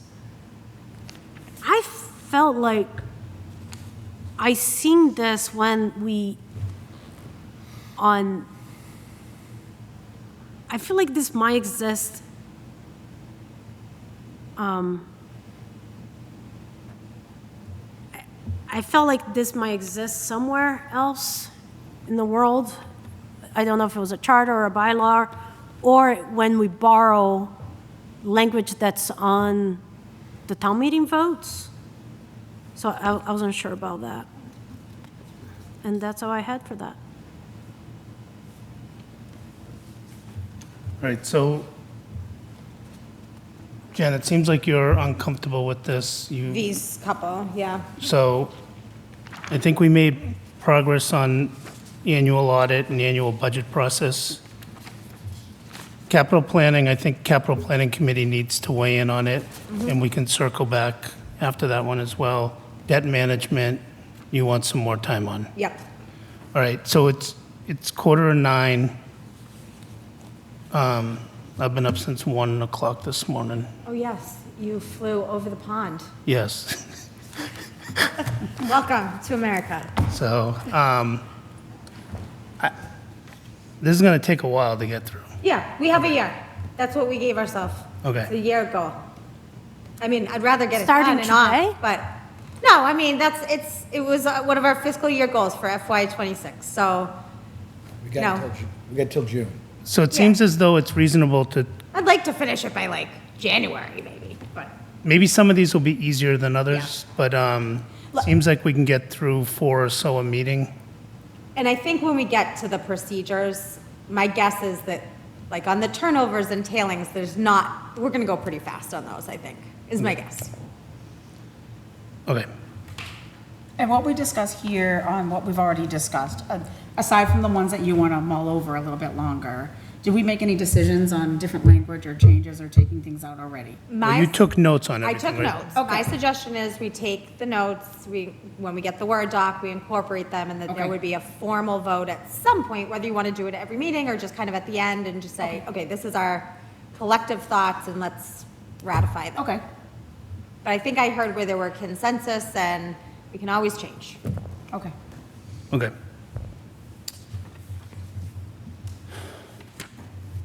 All right, so well, Jay and Mike, any last comments? Okay. Will Ezekiel, the town accountant, be weighing in on it? Will Ezekiel be weighing in on it? Yes. Yeah, yes. Okay. You good, Mike? Yeah, I'm good. All right, thanks, Mike. All right, so the next item on the agenda was just upcoming tri-board meetings, human services, cultural recreation, health services, health insurance. Just for the culture and recreation has caused a little bit of confusion across the town, because contrary to the name of the item, it doesn't actually include recreation. Correct. Recreation will be on September under facilities. Of course it will. So, but culture and rec does include what? Culture and Rec includes the Council on Aging, an Adult Activity Center, the library, and band. Okay. Okay. I have a question on that. This is a question that I had submitted earlier, not here, that I had earlier. Can we possibly reach out to these particular entities and request some details on their community offerings to see where they're standing? And I think that can also help us with our Parks and Rec on the future. To better maximize and avoid duplication and maintain community benefit while generating revenue for the town on all levels. Like, is that something we can request for them to bring, or we can talk about at the tri-board meeting? Yes, and they are planning to talk, at least of what they've talked about so far. So, Okay. to update everybody, I think heard loud and clear through the budget process, particularly through this committee, about frustration, rightfully, with duplication of efforts. And then we saw, after hearing those frustrations, the perfect example of like a very specific musical group, which I think is called like Crocodile River whatever, and they were in the town of Lunenburg performing 3 times, right? Like, how many people listen to the Crocodile River Rock, which I'm sure they're wonderful, but maybe twice, but not 3. So the recreation director, the council on aging director, the library director, and the teen center director have been meeting for, I want to say yesterday was maybe their 3rd or 4th meeting. I think it was their 3rd. And they're starting, right, to talk about and work together on co-promotion of some events across kind of jurisdictions, doing some things together. And then also at the same time, though, talking about what types of programming really does make sense to keep 3 crochet classes, right? Because we might have 3 crochet classes because the crocheters are very unique demographics and they're going to stick with that demographic, but we shouldn't have 3 Crocodile River bands. So they are expecting Have questions. you ever heard them? No. So you don't know. But they are anticipating questions around programming. They are anticipating having a dialogue. And they're preparing to talk about what programs they have and what programs they want to grow and how that's reflected in their budgets too. But yes, Great. Communication, that's kind of a big thing. I was actually at the library today and I just happened to be walking by and somebody said, oh, we're getting ready to buy that projector screen to move around, the mobile projector screen. I said, wait a minute, Rec just said the other day that there's interest in getting one of the outdoor blow-up ones. Why don't y'all just Get them together. buy one? Let's just buy one. Human services, HR, what is that? No. What are these definitions of these words? So these words, these terms came from that, the uniform accounting da-da-da-da that Ezekiel was transitioning all of our account types to, and that's where these came from. So, human services is Board of Health. Okay. I want to say veterans. Disability? I feel like I have one more. Hold on one.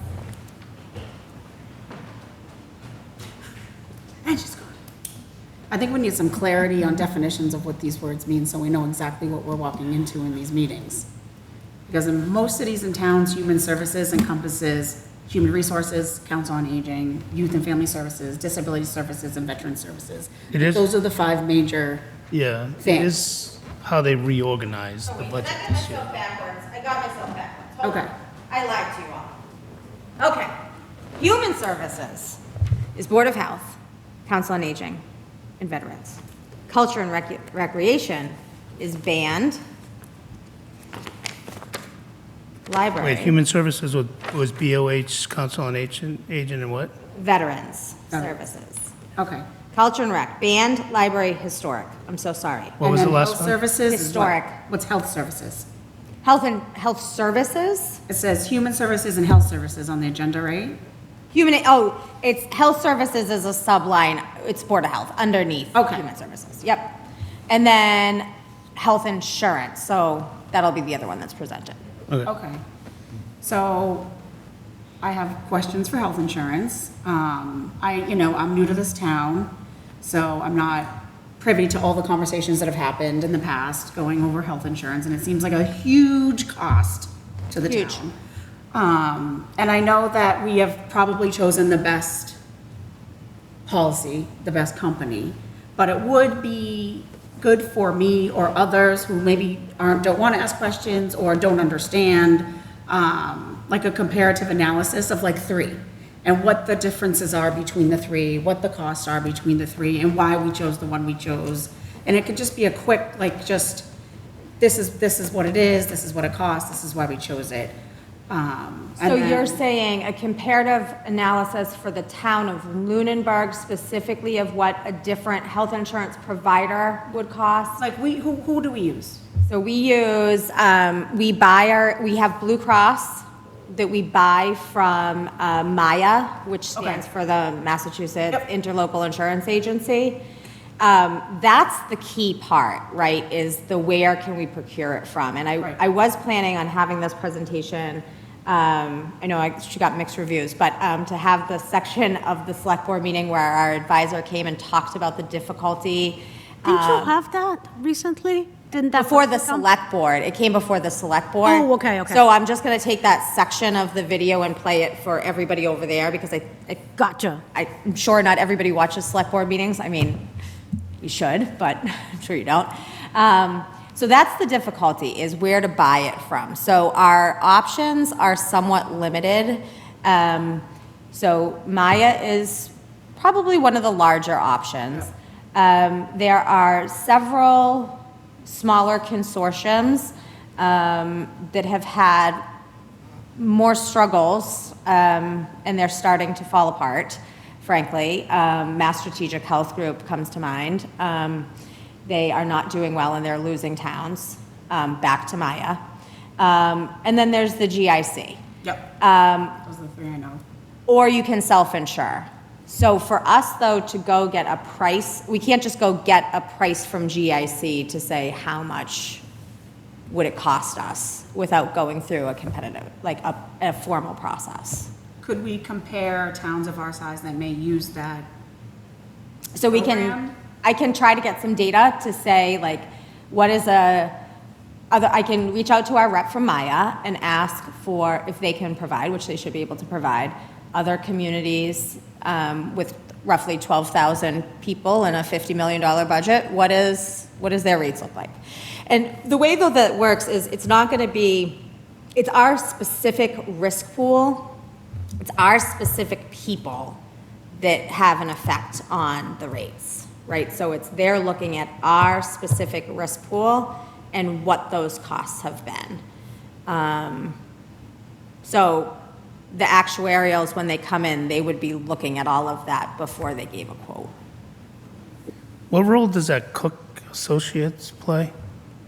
So Cook and Company works for the town of Lunenburg, and they help to negotiate with the health insurer, and they help to negotiate with the PEC. And we pay them, they're paid out of the health insurance budget, $8,000 for those services. And how long is their contract for? I just signed a one-year renewal. Okay. Okay. And would it be worth it at the tri-board meeting to possibly bring up a few ideas for potential like incentive-based cost recouping programs that we can, a lot of towns implement? I think, Chris, you mentioned one is like the opt-out program. So we have an opt-out. Like I think there's like 10 or 15 that I know of that other towns may use. So we use an opt-out. So how do we find out what we use and what do we do? How do we find out? Yeah, I can bring that. So I can bring the full benefit package of what we offer.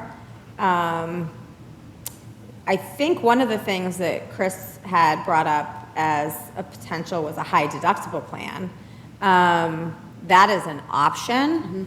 I had a very preliminary conversation when we were extending the PEC agreement about whether or not folks would be willing to add that as an option. And I didn't quite understand it, frankly, and I'll be candid about that. But the response was that we are reticent to allow that as an option because we feel as though the town may at some point force it upon us.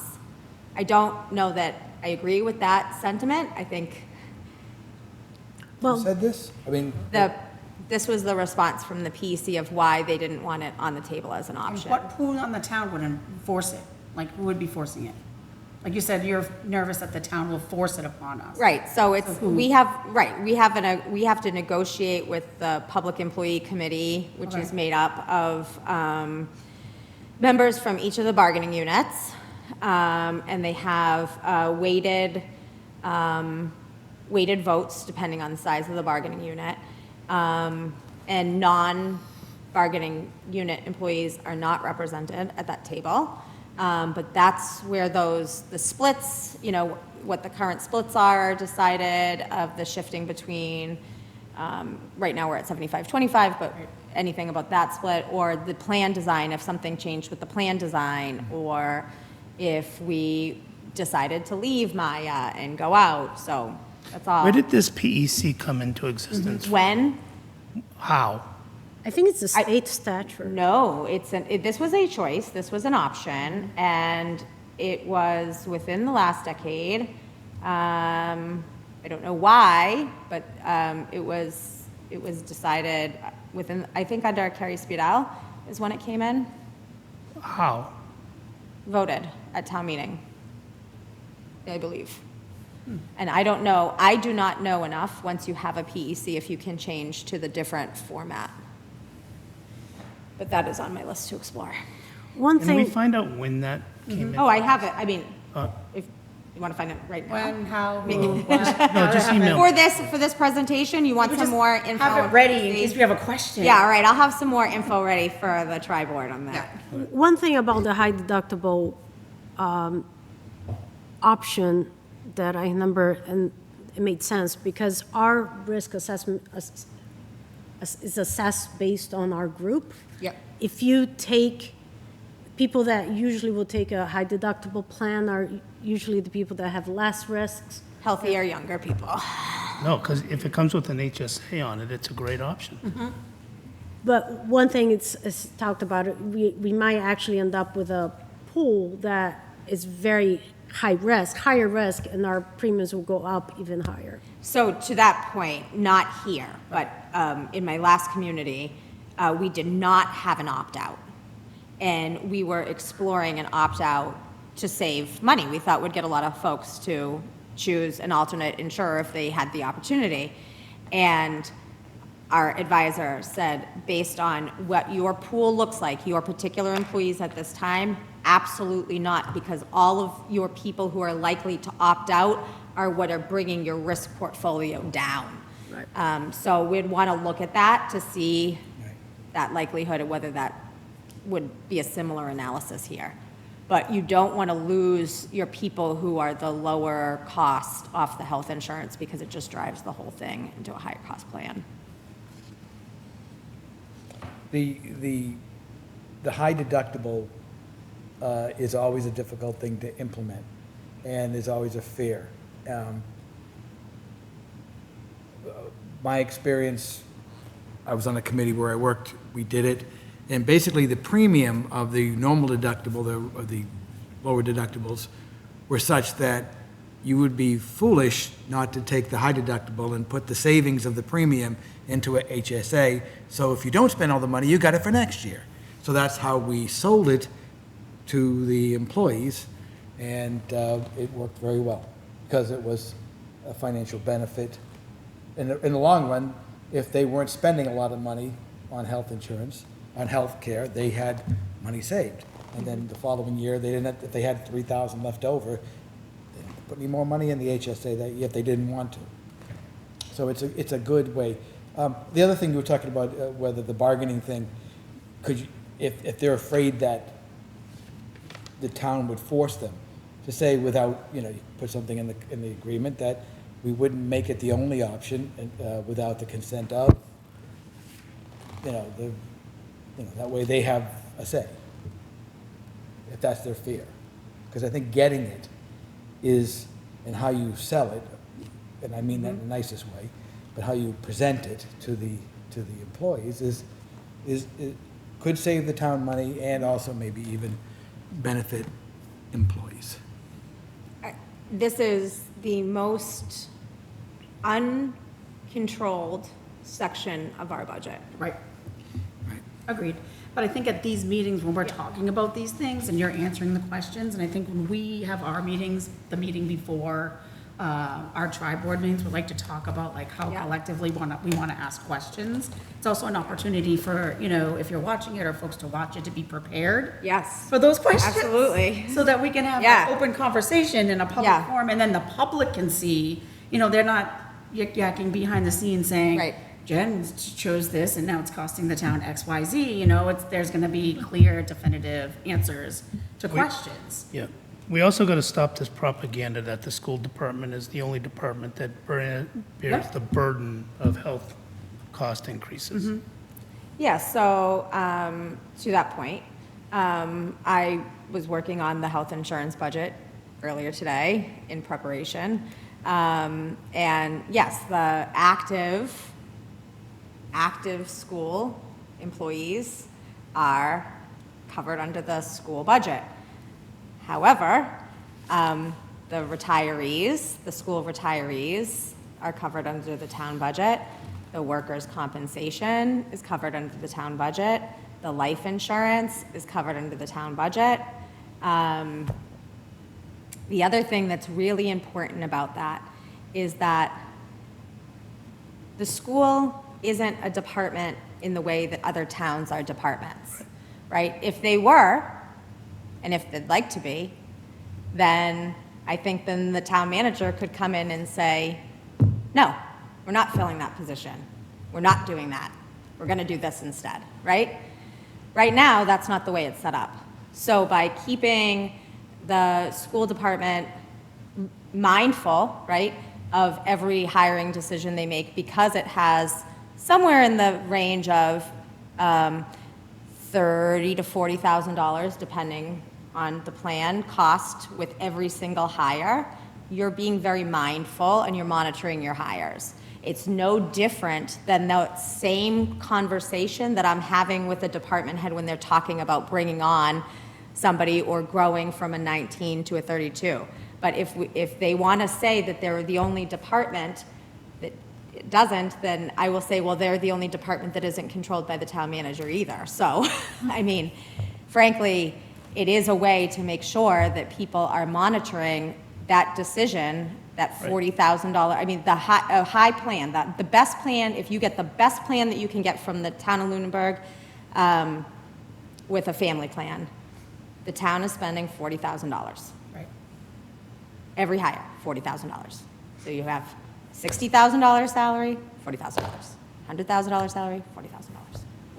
And if the town is financially responsible for retirees, all these things, then shouldn't there be some type of communication or stake across departments, school department, town? What do you mean? Like, the town is absorbing, so we always go to the school committee because of the biggest budget, they spend the most Yep. money, but to me, like, $1 equals $100,000. The numbers don't matter as much as like the percentages. Right. So we're absorbing when people retire or all those things. So but we don't have a kind of a stake in how those people are hired and how they're given Right. insurance. So how does that make sense? Well, I think, so different towns do it different ways, right? So some towns, the budget is living over on the town side. Yep. But that proportion of the split looks very different. So the school department gets substantially more than 50% of the budget. In the communities that the town picks up the health insurance, that's a lot closer to 50%. So we could move, I think that there has been a request to move that into the town operational budget, and I don't know for what purpose, because I'm just going to take the same amount of money it's not that you get to save that huge amount of money, right? It's coming from somewhere. So I don't know what that fulfills, but I think it is probably, realistically, the town to administer the benefits for the retirees makes sense. I think it's just something that we have to, whether they're from town or school, I think we have to call it out and just show that this is an expense that is borne by this part of the budget. So you're saying there's been a request to move all health insurance costs onto town budget, and then town budget manages all of it? And I don't know the why, that I haven't been able to figure out, how does that move the needle one way or another for Right. somebody? It's just moving it from one pile into the other, but. I think from what I heard in their discussions, it would help them better manage their budget, because that huge variable is no longer going to be there. I think you can still do that in different ways internally, but that was one of the things is, it's hard for us to be budgeting when we have this pool of money that it's what we have, and now insurance is going to either take 20% or 25%, and we need to manage everything else. So if you move it, I'm just passing on. exact thing on the top. That's the same what I'm dealing with. I right? am just, I don't shoot the message, I'm just saying what the discussion has been around. I see, the value that I see is that now we have only one person working to figure that out versus having two people, two different competencies trying to figure that out. That for me is, like you said, we can distribute the money that's available, period. No one's going to go out and get more money. But I would see a value on having one competent person planning and managing that versus having this, 56% of the budget now, having to put a pin on it and wait for them to sort everything else out, so. Yeah, I think it's, my thought was, is the thought that, the town can absorb that and then we'll slowly creep back to the same percentage of the pie, right?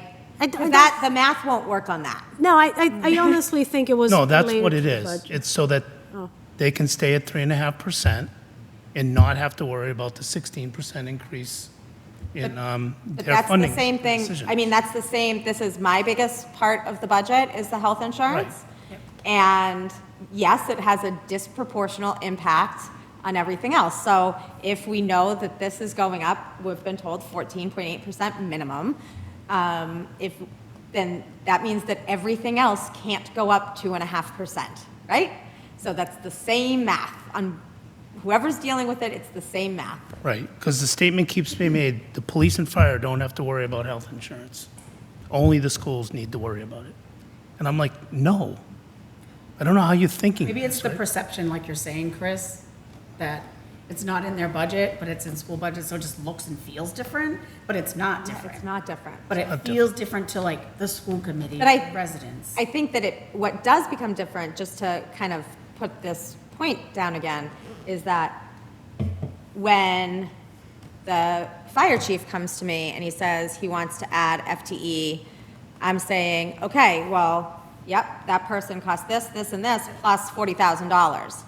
If we remove that from a department, that oversight, where there is a department that can add FTEs without any consideration of what it does to the health insurance Right. budget, that's where there's an issue. Yep. And so by keeping it over there, it keeps that, if we add one here, we add 40 there. Because otherwise, we add one there and, oh, they'll add 40,000 over there. Right. Can there be a reflection when departments present their budgets of how much their health insurance is costing, even though the town is picking up the cost? For actuals, yeah. That way, it kind of looks like, If you have a small department, that might not be Right. the best thing to do, but Like But it's DP, I gotta just find out if School there's, committee- oh, you're saying if there's, like 3 people in the department, then you, yeah, I mean, there are definitely are like 1 and 2 person departments. But it would show but it is that what it is, that's- it's the yeah, cost, whether it's yeah. absorbed by the town or, it's, everything's absorbed by the town. You know what I mean, whether it's school committee, fire department, police. everything is whatever. absorbed by the taxpayer. Right. Right. I mean, it goes, the money comes From from the the town. town and the state, and comes to here, and it gets paid. Money is fungible, as I always tell everybody. It's just, it doesn't matter where it comes from and who gets to put it in what GL, it's the same. So the thing is, it doesn't make any sense why the school committee has an issue with dealing with the health insurance. They don't really deal with it, they just have to know what it costs, because it's the same for the town. The town doesn't go like, well, gee, I'm only gonna pay 3% this year increase when it's 10. No, you gotta pay 10, because that's the best deal you can get, so that's what you gotta But if we pay. put it as an actual in all the departments, we can physically Well, see. I think every smart business person would go and say, it's 40 grand, it could be, right? And, or you could use an average number, but, if you could say, it could be as much as 40 grand. That person might not take health insurance, because they're Right, supposed they to. might opt out. Right, so it doesn't cost us much, great, but there's gonna be some that are. So maybe you have an average. So you say, when you're looking to hire somebody, it's 28,000 this year. Maybe it's gonna be more next year, but that's the number you should look at to see, is it worth the expense? Because whether we pay it $1 so they can pay their mortgage, or $1 for health insurance, it's $1. Still a dollar. It doesn't, it's the same dollar. So is the dollars that we're paying worth the value that they're gonna provide the town? And if you say, well, that's a $80,000 value, and it's gonna cost 120, you don't buy that. You figure another way to do it. The other thing that I just want to, before we go into next week about health insurance, I just want to kind of mark here, and I'll repeat this again next week, is that this is one area of the budget that we do want to not be close to actuals. This is it gives us that buffer in case something changes dramatically and we have people coming on or coming off that are electing different plans.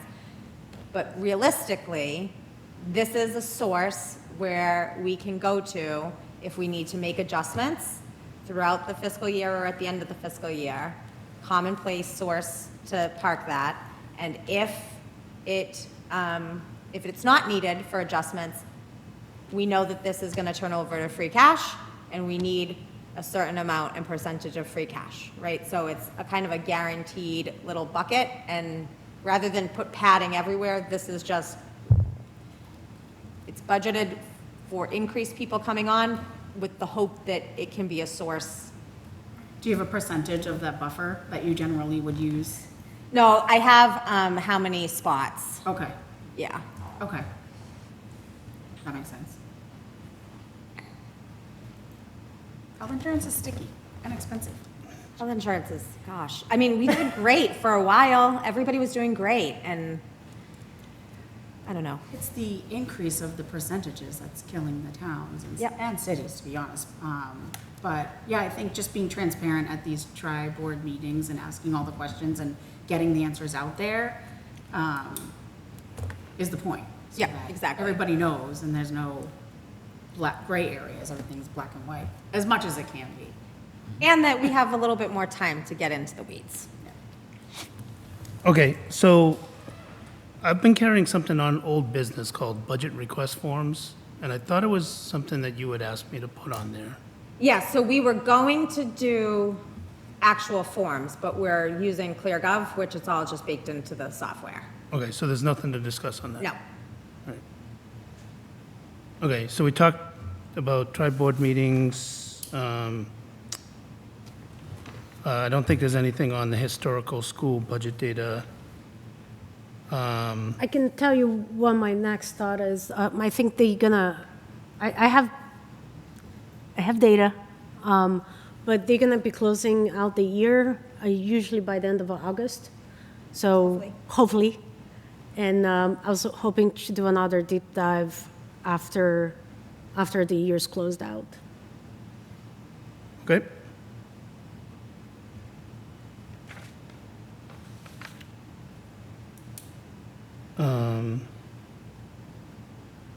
We had minutes from July 10th and July 24th. Did people review those? Yes. All right. Can I get a motion to approve the minutes on July 10th and 24th? So moved? Second. Okay, so I'm going to have to roll call Jay, Aye. Mike, Aye. Anna, I, Tanya, Aye. Tom, Aye. Jean, Aye. and an aye for myself. All right.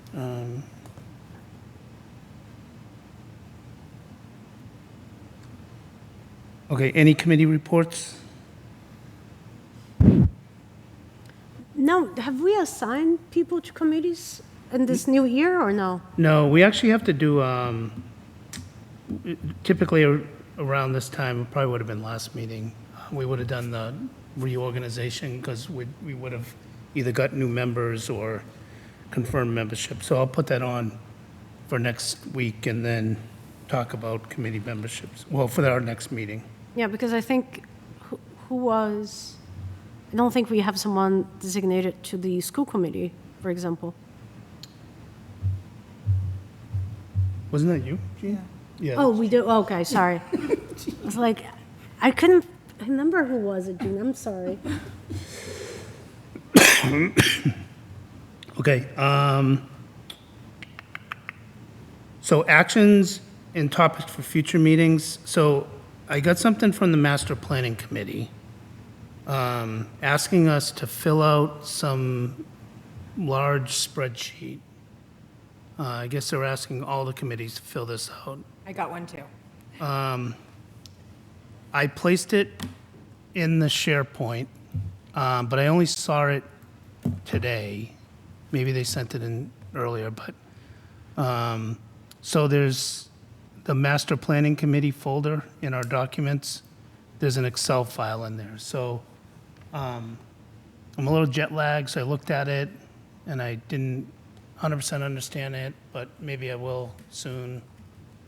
But maybe at our next meeting, we may have to take some position on that.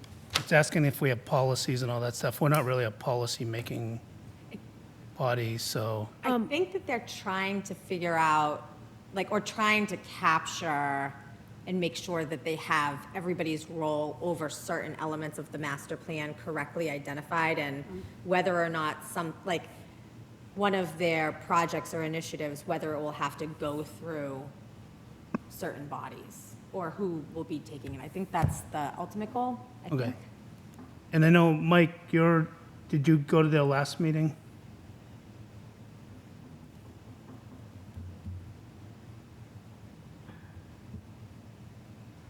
Yeah, sorry.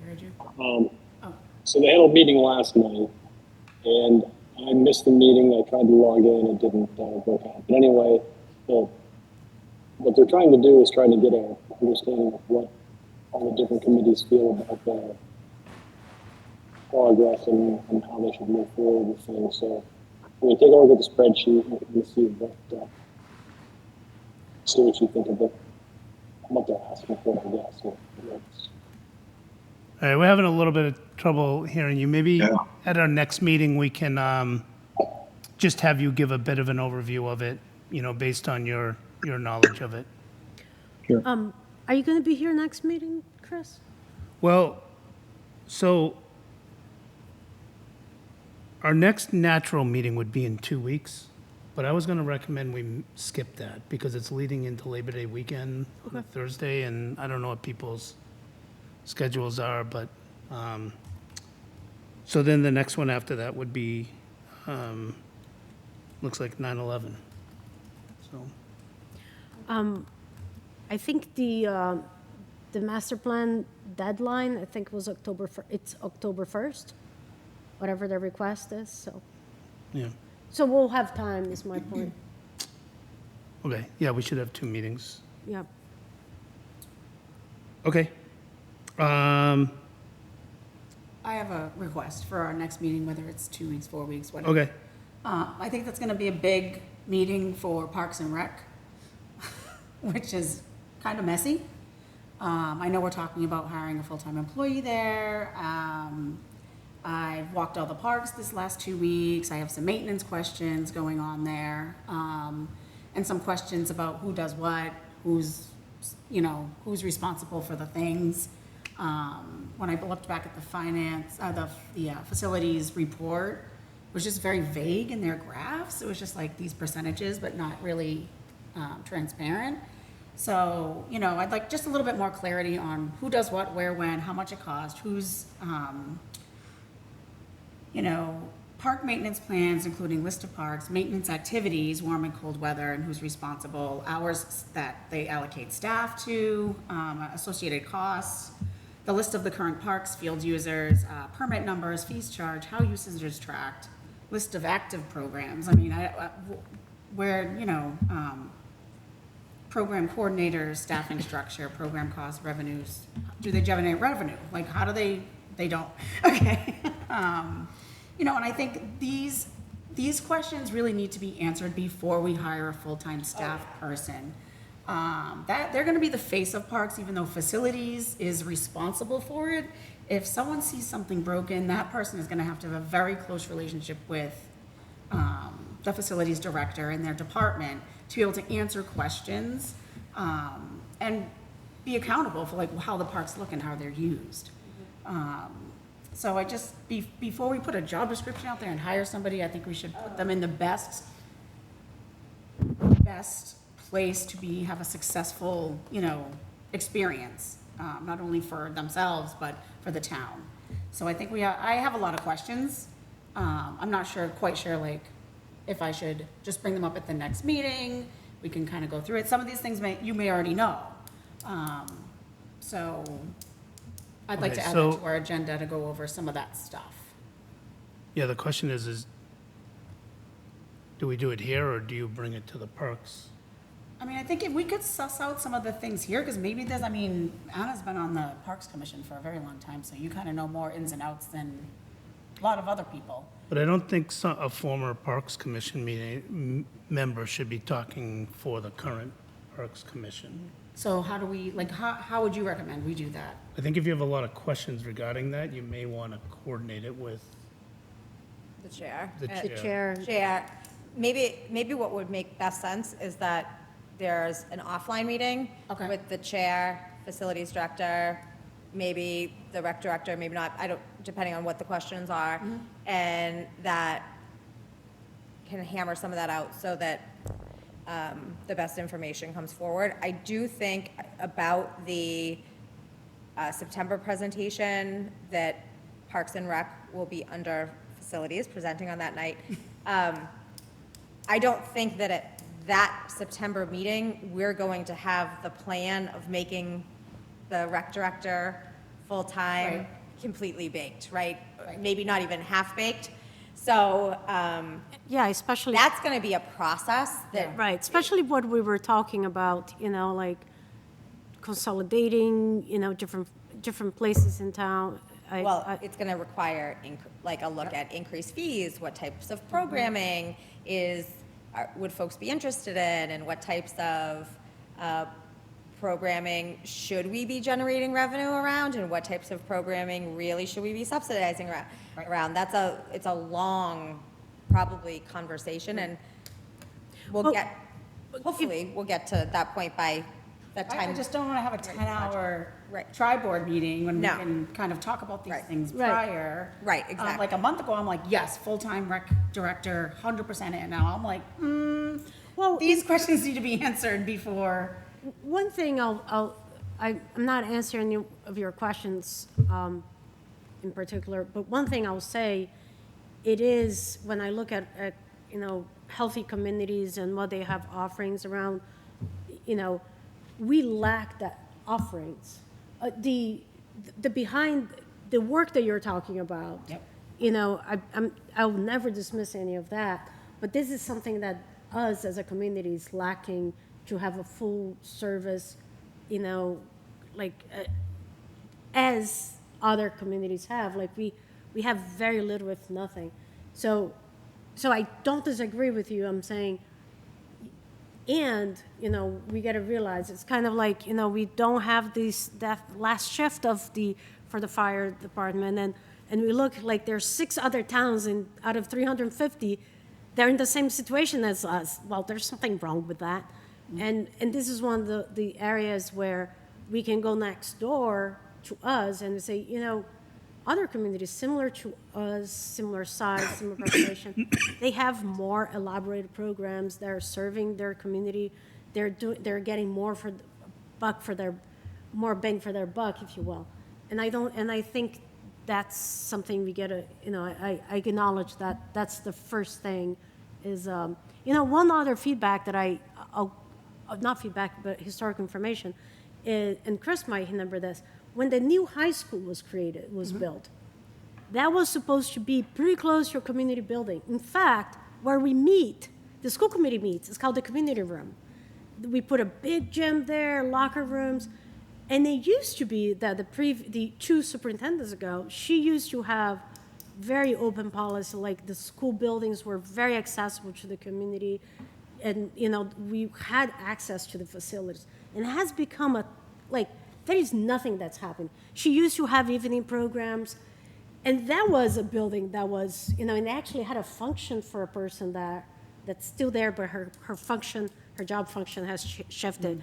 So, I know, I just give you that historical information. I want all the cultural knowledge I can get in this town about this area, but I also want to see an operational guidelines from the facilities director of how these things are working and happening. Yeah, I'm not disagreeing with that at all. And to be completely candid, I don't think our facilities director can write you a report of how we're going to fix this system in this building and how we're going to get there. But do I think the facilities director is going to be the one that helps us to really look at the analysis necessary for the programming? No, not at all, But- right? So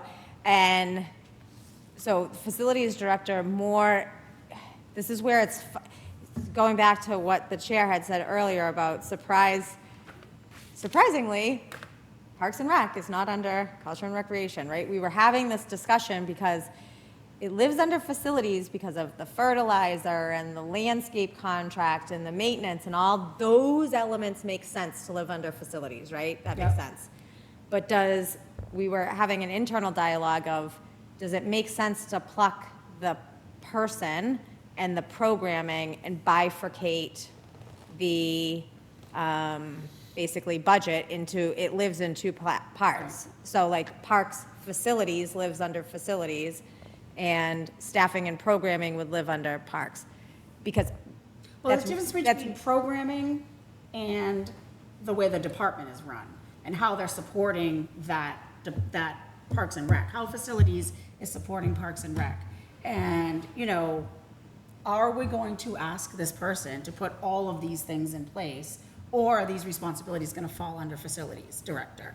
You know, like how people apply for permits. Oh, yeah. What, like all of those things, like who's going to be the one? If it's going to be the new Parks director, then we have to be very clear that this is going to be a huge job for you. If we're just having facilities department do the landscaping, the snow removal, the repairs, the maintenance plan for the parks, then that's the way it's going to be. But I'd like to figure that out and see how they're doing that already. I think the Parks did learn that trying to do something too big all at once is a disaster. So that's kind of what happened about 3 years ago with a prior rec director. It was just too ambitious, way too much, and it couldn't be carried out. So they are trying to kind of gradually step it up. And remember, 3-4 years ago, Parks was under DPW, Where it should be, right? where facilities should be. Well, we broke out facilities because they were just. Well, yeah, it was under DPW with no staff. it was under the DPW director, I think is what you're saying. Right. Yeah. Who's under Right. DPW, but that's my opinion. Go on, Chris, I'm sorry. No, so I think there is an understanding that you got to build slowly up to that. Yeah, I mean, Maybe I'm it not will need- suggesting putting all these giant programs in and generating all this revenue and all of that. Just based on what I've said before, looking at all the other, places that offer resources, getting together with Parks and Rec and bringing that all together. But before we hire a park director, full-time, We need a plan. we need a plan of what. We need a plan. Who's gonna do what? What's facilities gonna be in charge of? What's Parks and Rec? And can facilities say like, no? You know what I mean? So, And if we hire, if in this budget, right, we go to a full-time rec director and X percentage is supported by taxation and X percentage is supported by programmatic revenue, I would imagine initially that would be de minimis, very small, because nothing's going yet. But how long is reasonable to expect that position to transition Right. out into just living off of the revolving fund, right? And I would imagine 3 to 5 years would be a reasonable amount to ramp up the programs enough to get it living outside of taxation, because that would be the goal, right? That it maybe is an initial investment from taxation to get the staff in place, to now have the body in place to build the programs to get it self-funding. Or I think we should have a conversation with the strategy and the goal. I know, for example, the town beach, something that it's something that we get revenue from it, and for a while, I think this was before I joined them. The swim lessons weren't even paying for the instructor time, and that got taken care of it. So, and let's remember that we do. We have a rec director, but her duties go beyond what a rec director would do, because she's like one-man show there. That's it, yeah, and very And, limited. you go from- Very limited hours. Right, and you go from, it's like you got to be like a wedding planner, but still have the discipline of having to do all the bookkeeping with it. It's just not true skills, and she has handled the diversity of tasks that she has well, but it has also limited her to what she. So it's a complex question, and I'm not disagreeing with any of you said, by the way. And I think actually when we hired this rec director, I said something very similar to I took a vote, when we hired the previous one, I took a vote against hiring the previous one because I didn't feel like we hadn't set up enough to make him successful. Yeah. And it wasn't a successful thing, and I went to the select board meeting when they were hiring, and I said that I'm against because we're not setting him up for success. And lo and behold, so I think when the next one came, we had other things in place. We reduced the scope of the job description, because I think that was the one problem, and it's working for what we get and what we pay, and the continuation of things, because we also had already turned over, the town beach this year, it's been a success as far as I know, and we have brand new Other staff. than the weeds. Oh, we get to take care of the weeds, but right. it's baby steps. I do want to cut off, Yeah. I'm about to fall asleep. Me too. But we will strive to get the answers, Yeah, Work with- let's set up something. yeah. Yeah. through the appropriate channels. Okay, I think up next, public comment. Any public comment from the public?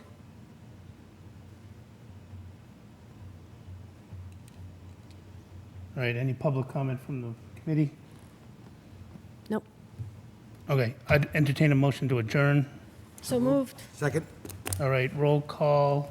Jay, Aye. Mike, Aye. Anna, I. Tanya, Tom, Aye. Jean, and an aye for myself. We are adjourned. Thanks.